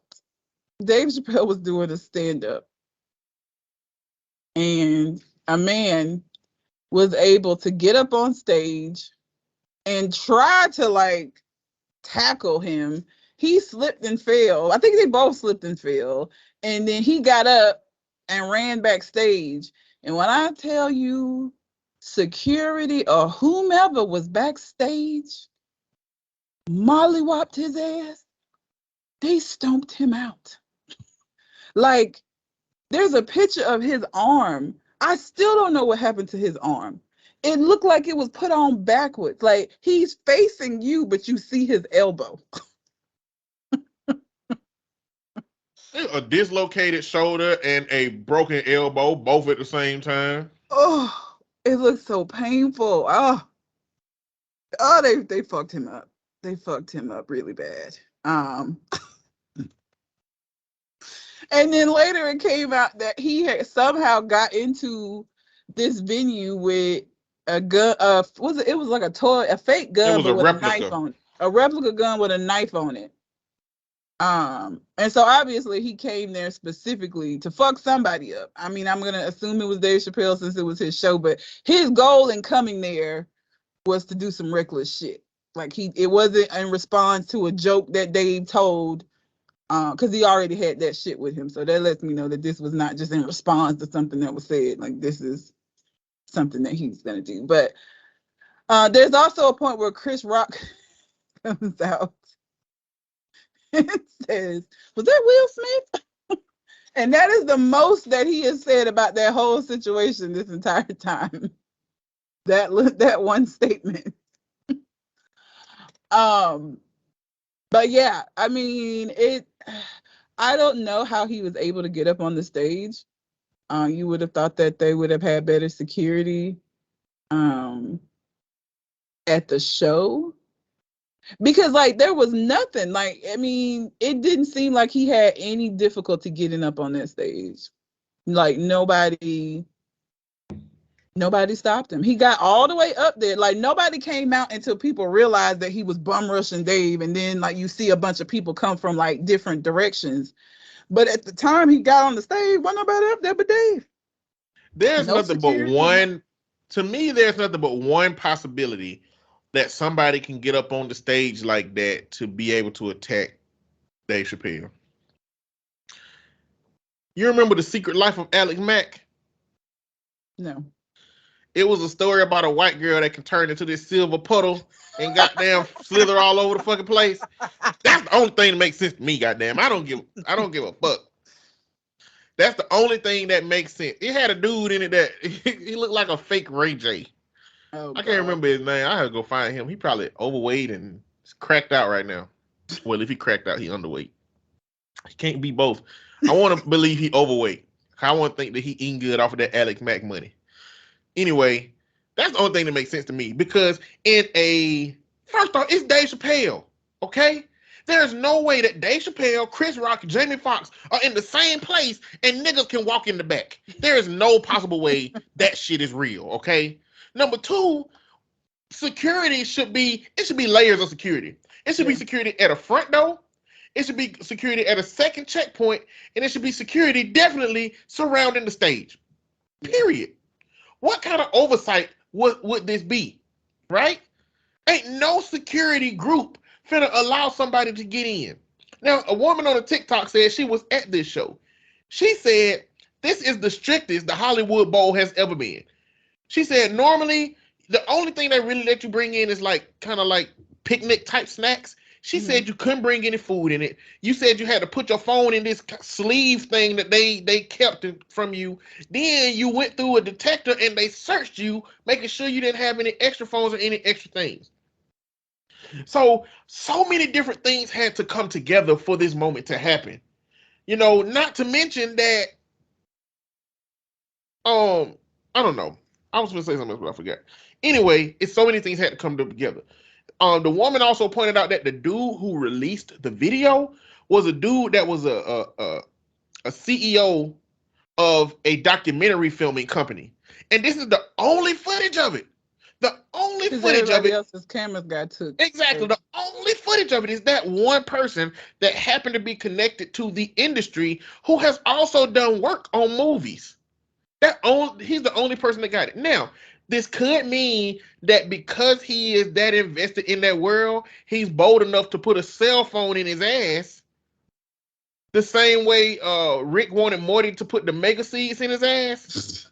You remember that? Because Rick that said was like the very first episode. Yeah, because Rick said the mega seeds was his booty was too loose from smuggling mega seeds in his life, and so he needed Morty's young type. That it don't even sound right now, knowing that he's a kid. No. Anyway, maybe he was bold enough to stick the cell phone in his ass and then like get it out by the time things was going on at the show. But to actually have done that and be at a show where a dude was gonna run out and not know it, come on, man. It's so many things that had to happen. Then Chris Rock was there. Yeah. It's all, to me, I'm not the conspiracy theorist dude at all. But this, I mean, if it was staged, like then I hope Buddy got paid good money to get his ass whooped like that, because that ass whooping was real. So his arm is on backwards.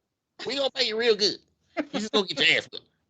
I'm gonna tell some jokes about it. His face was swollen. His arm looked like it was on backwards. Like they fucked him up. So if it was in fact staged, I really hope he got paid really, really good for that, because Jesus.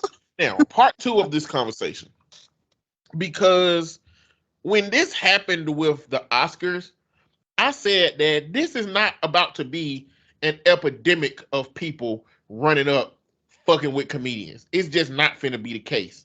Mm-hmm. And I still don't believe that's the case. I don't think this is connected to none of that shit. I don't think that, first off, if this dude had like, so the context of Will Smith slapping Chris Rock was that Will Smith heard a joke that Chris told that impacted him in that moment that he responded to. So even if we're going to say that this was going to change the landscape of people responding to comedians, it should have been in the context of people being at a show, being talked about, and then charging that person after they didn't like a joke that was told. Well, people are stupid though. They generalize. Like, I don't think that they would necessarily feel like they had to do it in the specific way that Will Smith. Like, if you already had let's say a comedian said some shit about you before, or you just have a problem with that comedian in general.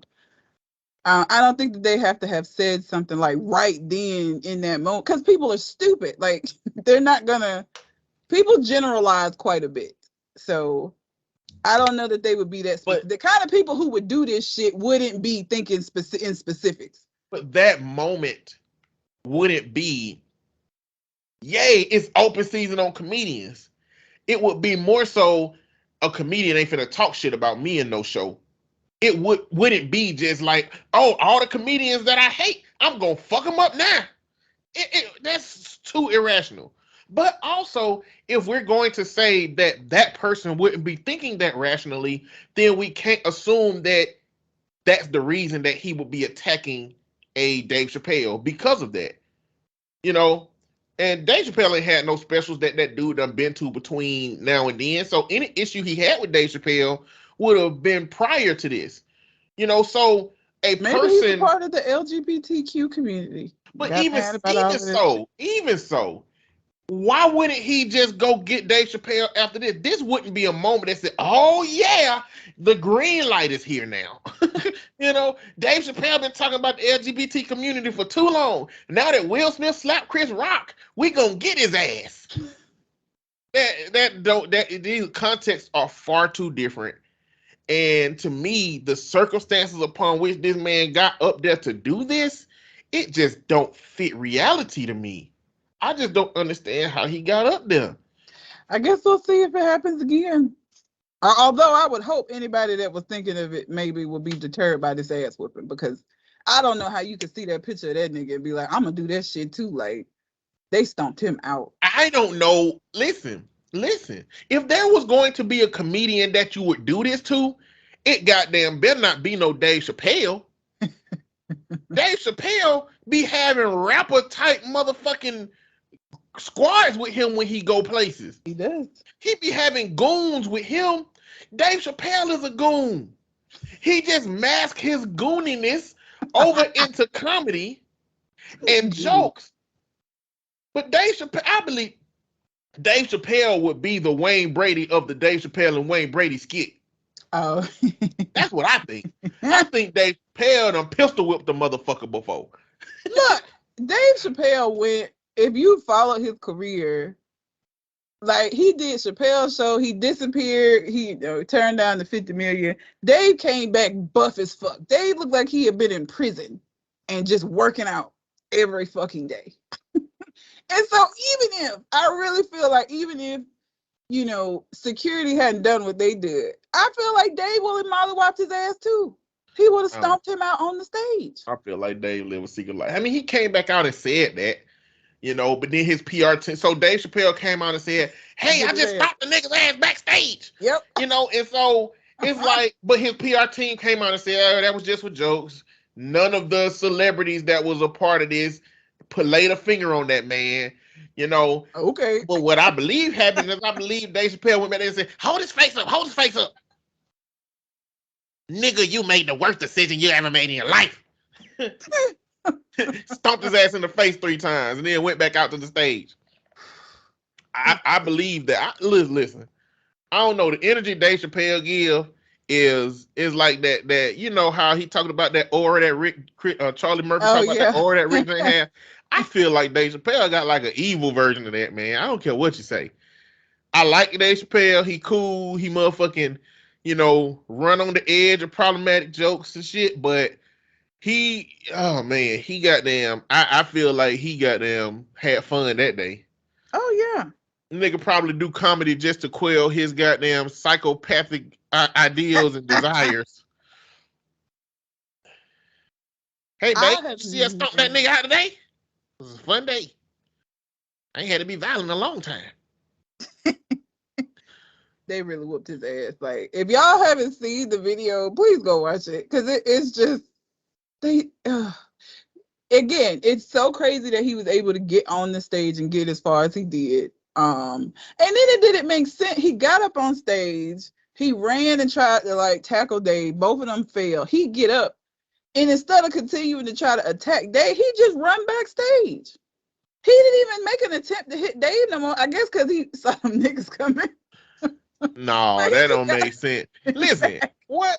Okay, that don't even make sense. He saw the niggas coming, so he started to run. He was not getting away.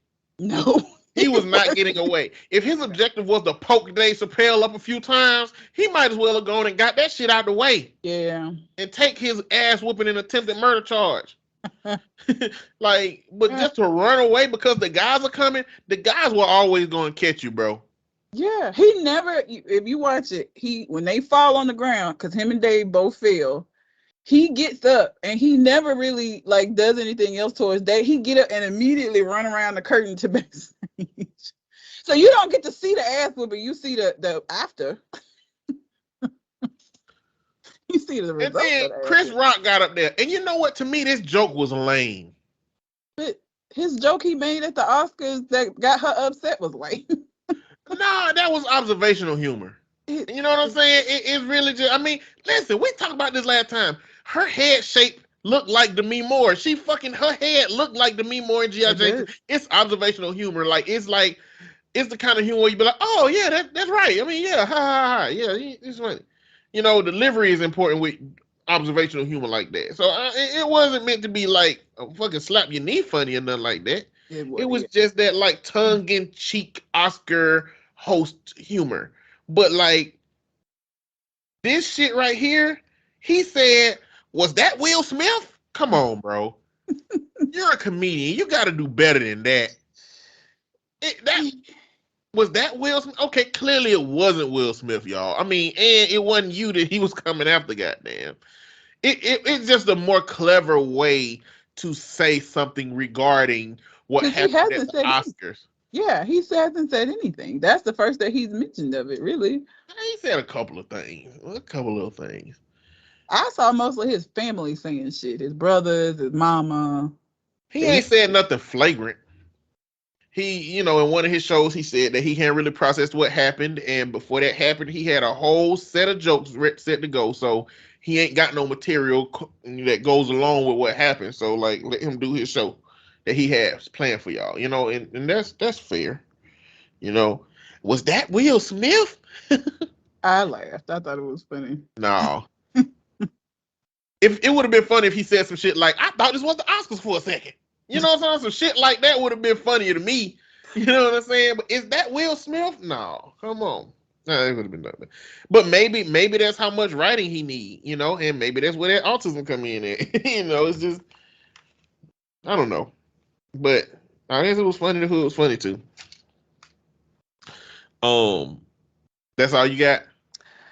Tropicana is making a cereal specifically to use orange juice with it. And I just feel like there's some, who want that other than niggas that smoke weed? Why would they want that? Because they get the munchies and like eat a bunch of shit. Like who else is gonna want? Who else was sitting at home like, you know what? Expanding my list. Women who like pulp in their orange juice. Yeah, that's weird.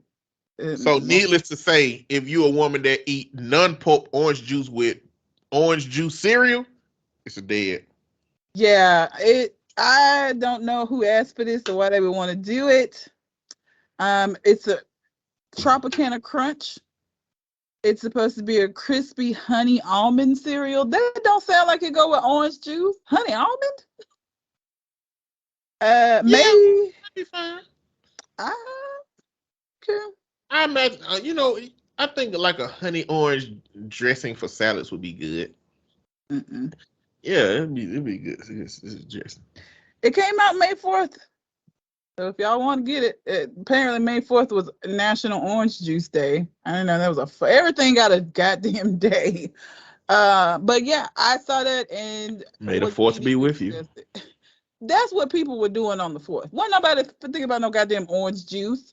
The May the 4th is Star Wars. Star Wars fucked up Orange Juice Day. Just like the 5th is Cinco de Mayo. Like, that's just what it is. You can do some other shit on them 2 days, but Star Wars, Cinco de Mayo, that's what everybody is celebrating. You can do whatever you want to do. I They spent could money be making some these. other shit, but nobody cares. I spent money making these 2 garbage ass cereal, man. Y'all could have just gave orange juice away or something. Yeah, Had like a fucking orange juice competition. because Some kind of competition. yeah. Orange carving competition or something. Who can carve the most creative orange? You win fucking lifetime supply of orange juice. A lot of people gonna buy orange juice. You gotta buy orange juice in order to apply or register for it.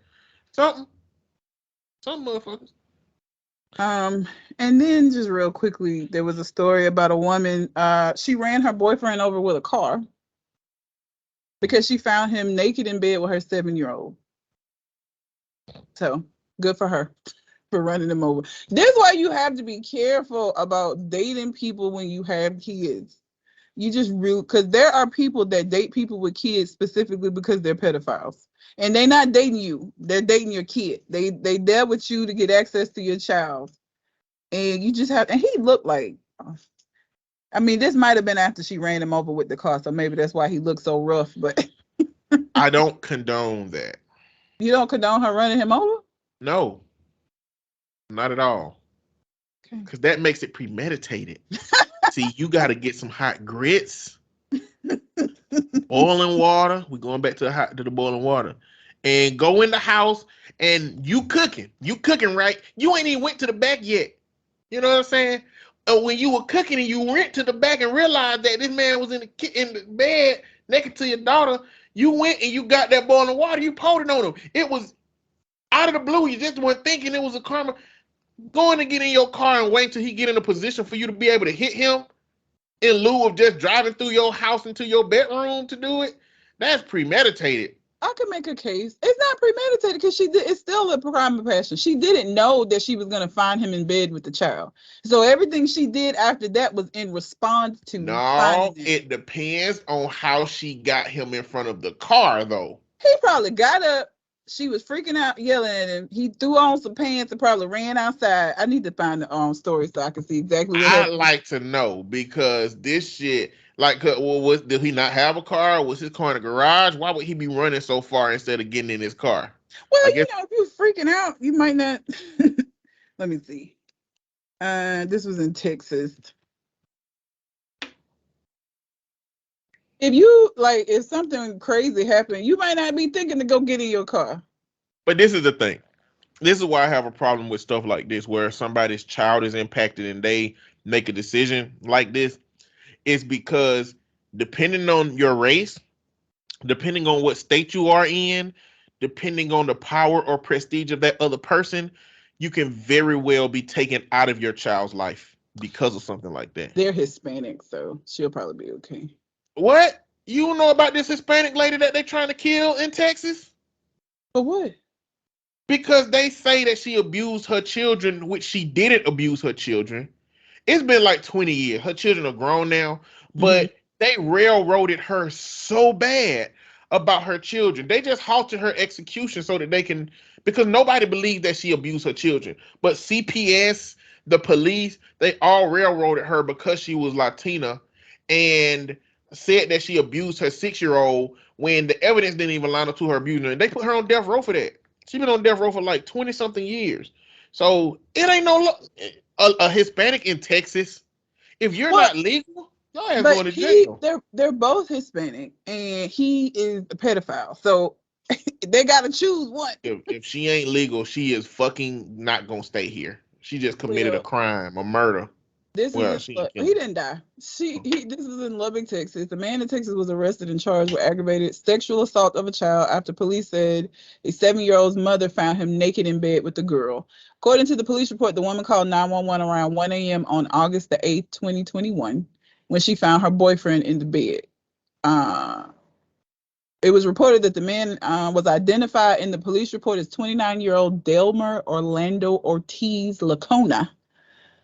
In the Lubbock County Detention Center, his name is listed as Delmer Orlando Delma Ortiz. When the woman called 911, she started yelling, "What are you doing to her?" Then she told the dispatcher that she needed an officer at her home. "I just found my man who lives with me naked in bed with my daughter. Please hurry. He's running away. Please hurry." When the dispatcher asked, "And he's your boyfriend?" the woman responded, "He's supposed to be, but you hurry up or I'm going to kill him. I'm going to fucking kill him. Please hurry. Please hurry. I'm fixing to kill him.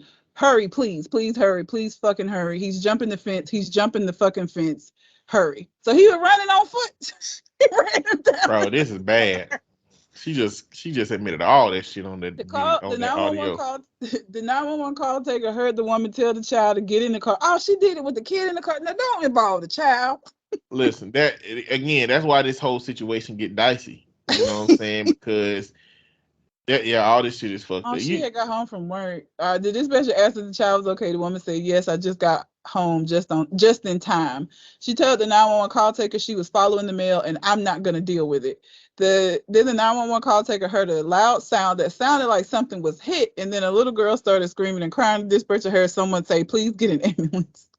The 911 call taker asked, "Did you just hit him?" The woman went on to explain that Lakona jumped in front of her car and she hit him. "He jumped in front of your car, ma'am." She said he was passed out drunk, but everyone was okay. Ma'am. Investigators were assigned to the case in March, and the woman agreed to bring the child to be forensically interviewed for the assault case. The child gave specific details about the assault. In April, police attempted to interview Lakona about the sexual abuse investigation, but police reports show he repeatedly refused to show up to scheduled meetings with the investigator. Case was presented to the criminal district attorney's office. So that's what happened. I want to keep up with that case. I want to see what happens to that lady, if anything. All of this is recent, so there's not been an update. All right. So before we go, I'm just going to mention this real quick because we're going to have a lot more to talk about this coming up in the coming weeks. One of them is the Johnny Depp and Amber Heard trials. So we'll talk about that later. Let's see what the result of the defamation case is first, and then let's have a conversation about it. But the next thing, which is another subject that's gonna have a lot to talk about soon, is the opinion draft that was leaked from the Supreme Court by Judge Alito regarding overturn Roe v. Wade. Yeah. Oh man, this is some deep shit, y'all. We are in for a fucking ride because this challenges components of the 14th Amendment that will allow other things to be challenged in court, such as contraceptives and other things of that nature. What happened basically is enough judges signed on to Alito's opinion to believe that if Roe was challenged in the Supreme Court, that it would be overturned. Now, you would think that Republicans would be jumping for joy right now. They are not. They are talking about how problematic that leak is. And now, this leak could have came from one or two places. It could have came from a liberal place where a person was trying to warn everybody what was happening with the Supreme Court, but it could also come from a conservative place where somebody was trying to gloat about what was about to happen with the Supreme Court case. But the issue, I think, several issues going on. I think that Republicans have been using abortion rights as a wedge issue that they never really wanted to pass because they benefit more from having that extreme Christian single issue voter base voting on this particular thing. So what's going to have to happen now is that Republicans are going to have to create a new wedge issue for that group. And it's going to have to be as extreme or more extreme than abortion rights in order to keep that group. Because if this was what they were trying to accomplish, why are they coming to the polls tomorrow? Republicans are going to have to create a new issue for that group. And I think the Republicans have benefited more having that as a issue to get people to the polls than it no longer being an issue that will bring people out to the polls. That's one thing. Another thing is this is highly unpopular legislation in every state. No state has more than 30% support for overturning abortion rights, meaning that this really could cause them an impact in the midterms. This is why they're not trying to praise it and make it seem like, hey, y'all, this is something we've done. They're trying to downplay it and just make it seem like, okay, this is something that the Supreme Court did. I think they're going to try to separate themselves from it because they don't want to seem to be the ones like that. I think that when they've been stacking the Supreme Court, they didn't realize that conservative judges was going to actually at some point be fucking conservative. and it's going to be a problem for the Republicans that politicize being Republican. They politicize what they talk about in order to obtain power and influence with the companies and people that pay for their campaigns. So we're gonna have a lot more to talk about this, but I want to see how this continues to unfold. And one of the judges said, "No, it's not. This doesn't mean that that's going to be the decision, but it's overwhelming support for it in the Supreme Court." And this is going to be a problem, because what's going to mean is that poor people ain't going to be able to get abortions, but rich people, their kids just going to disappear for a semester and come back like nothing ever happened. Yep, indeed. That's what was happening before. Yeah. Like, it's just going to go back to what was happening. My issue has always been with the pro-life people, because again, it's all about minding your business. If that's how you feel, that's cool, but you're not pro-life. I really wish they would stop saying it. You're pro-birth, because you're really there have been so many like people, like all these little interviews and stuff with pro-life people.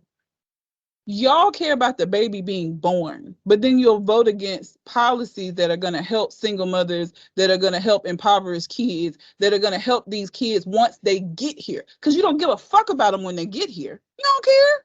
It don't matter. But they need to be born. All babies have a right to live. It don't matter how much of a shitty ass life it might be. It don't matter how much trauma they're going to probably endure. They're alive to endure that trauma. And so that's all that fucking matters. And it doesn't. So stop. You're not pro-life. I've yet to meet a pro-life person. Met plenty of pro-birth people. Tons of them. But none of y'all really concerned about no child's life they live once they get here. All right. Listen here, little baby. We're going to get you here, all right? But getting you here comes with some arrangements, okay? Now, we're going to get you here. But if you're goddamn a blackie, a damn Latiner, or one of them old Asians with the eyes, if you're one of them, I can't guarantee you're going to have some good shit, right? Well, actually, them Asians is all right. If you're one of them Native Americans or them Indians, that we can't help you, all right? Now, we're going to get you here, but, if you're in one of those cultures where you're poverty-stricken, we're not going to support legislation to get you food. We're not going to support legislation to get you welfare. We're not going to support legislation to get you anything, because we don't want you to be entitled. You're going to have to pick yourself up by bootstraps so you can get on this country, because a motherfucking Uncle Sam ain't giving shit away, number one. Number two, if you happen to grow up in a poverty-stricken environment and your school shit, I'm not going to support anything to change making your school better, because you know what? Property taxes pays for the schools and everything. And, your poor ghetto houses, if they can't pay for a good education, then you need to move over here. But, if you move over here, then we're probably going to try to put you out, because we don't want you over here for real. So we're going to say that, you should come over here and move to a better place. But if you move to a better place, we really don't mean for you to move to a better place. So it ain't really going to help you, so we can't help you there. All right. Now, if you happen to be in that poverty-stricken environment and it causes you to be a person that leads to a life of crime, because, sometimes black people move into the white communities and then we participate in a thing called white flight. And we going to get the hell out of there. Like, why we stay over there? We don't want no brownies living next to us.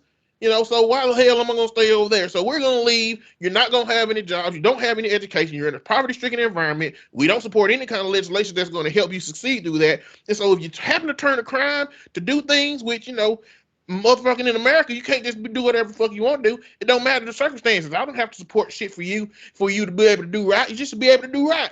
But if you do wrong and you go to jail, I'm sorry.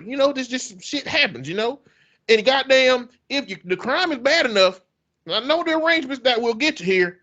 Make sure you live. But if your goddamn crime is bad enough, we're going to kill your ass. Just straight up. That's the American goddamn way. Corporal punishment, capital punishment, and the death goddamn penalty. If you commit a crime, you're gonna die. We'll get you here. Let's shake on it, motherfucker. That's exactly what that shit is. Pretty much. Pro motherfucking birth, but not pro motherfucking life. Because as soon as the life get here, it's we don't give a fuck about you. Period. Figure it out now. Like it just, and that's what frustrates me. I don't care about people having different opinions from me. That's fine. But again, it's like your opinion isn't even what you're saying it is, because you don't care about this life.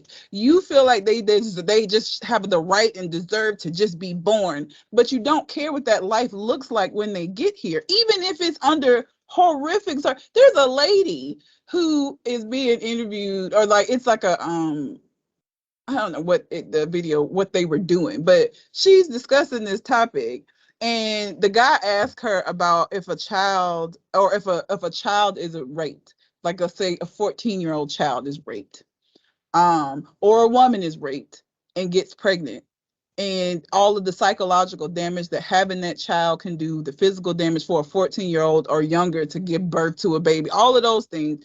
And she said, well, but what about that baby's right to live? That was her response.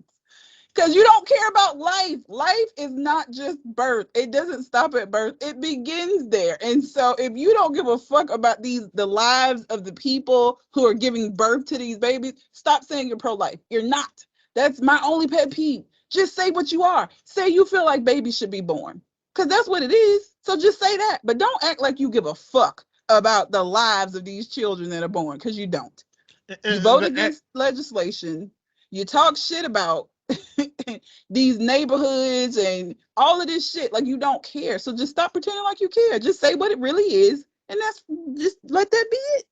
They believe in the concept of life, but not the reality of it. Yeah.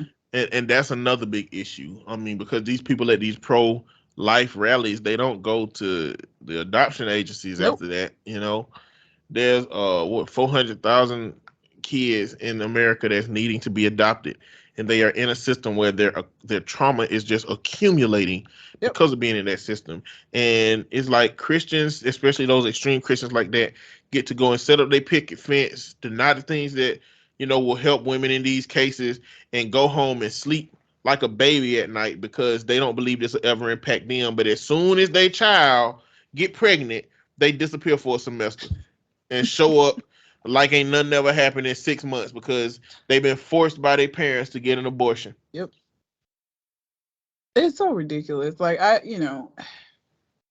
it's exhausting. So many things about living in this country is exhausting. And this is one of those things. Like I said, I don't care about people having differences of opinion, but your opinion is not even what you're stating that it is, because you're not pro-life. You don't care about the lives of these children. Because you're right, they have videos of people that are doing these picketing outside of these clinics, and they'll ask them like, have you adopted? I had my own kids. Oh, but you know that there's a lot of these lives right now that you're saying need to be born. They get born, get neglected, and end up in the system and need somewhere to go. But that's not your problem, right? Because you got them here. So I don't need to do anything else. I mean, I picketed for them to be born. Now, if the mom is neglectful, or if circumstances just, dictate that the child ends up in the foster care system, then it's out of my hands. I can't do anything about that. But they were born, and that's all that matters. And it just sounds so ridiculous. It's just stupid as shit. Oh God. I hate it. I hate that people are so willfully ignorant. It annoys me. And I'm very scared to see how this is going to turn out, because it's not going to be anything good. And, this is why I say, like, I don't give a fuck. All of my, out of the country listeners, I know America sucks. You will never hear me on this podcast be like, America, because I know it is trash here. It is trash. And only the delusional do not realize that we are all living in a big ass dumpster fire. It's the land of the free and the home of the brave, though, Red. Okay. Aren't you brave? No. And I'm definitely not free. Damn. Shit. Held by all of these systems that I gotta pay into and do just to fucking live here. And then not be paid enough. Cost of living go up. Your wages stay the same, but you still supposed to be able to manage. The fuck? Ridiculous. I thought we were free. Trash. We're not free? 10 out of 10 would not recommend. Stay in your own country. And not because I don't feel like you're good enough to be over here, but because it's trash. You don't want to be over here. Then take your black ass back to Africa. I ain't never been to Africa to take it back to there. So take your black ass back to Compton.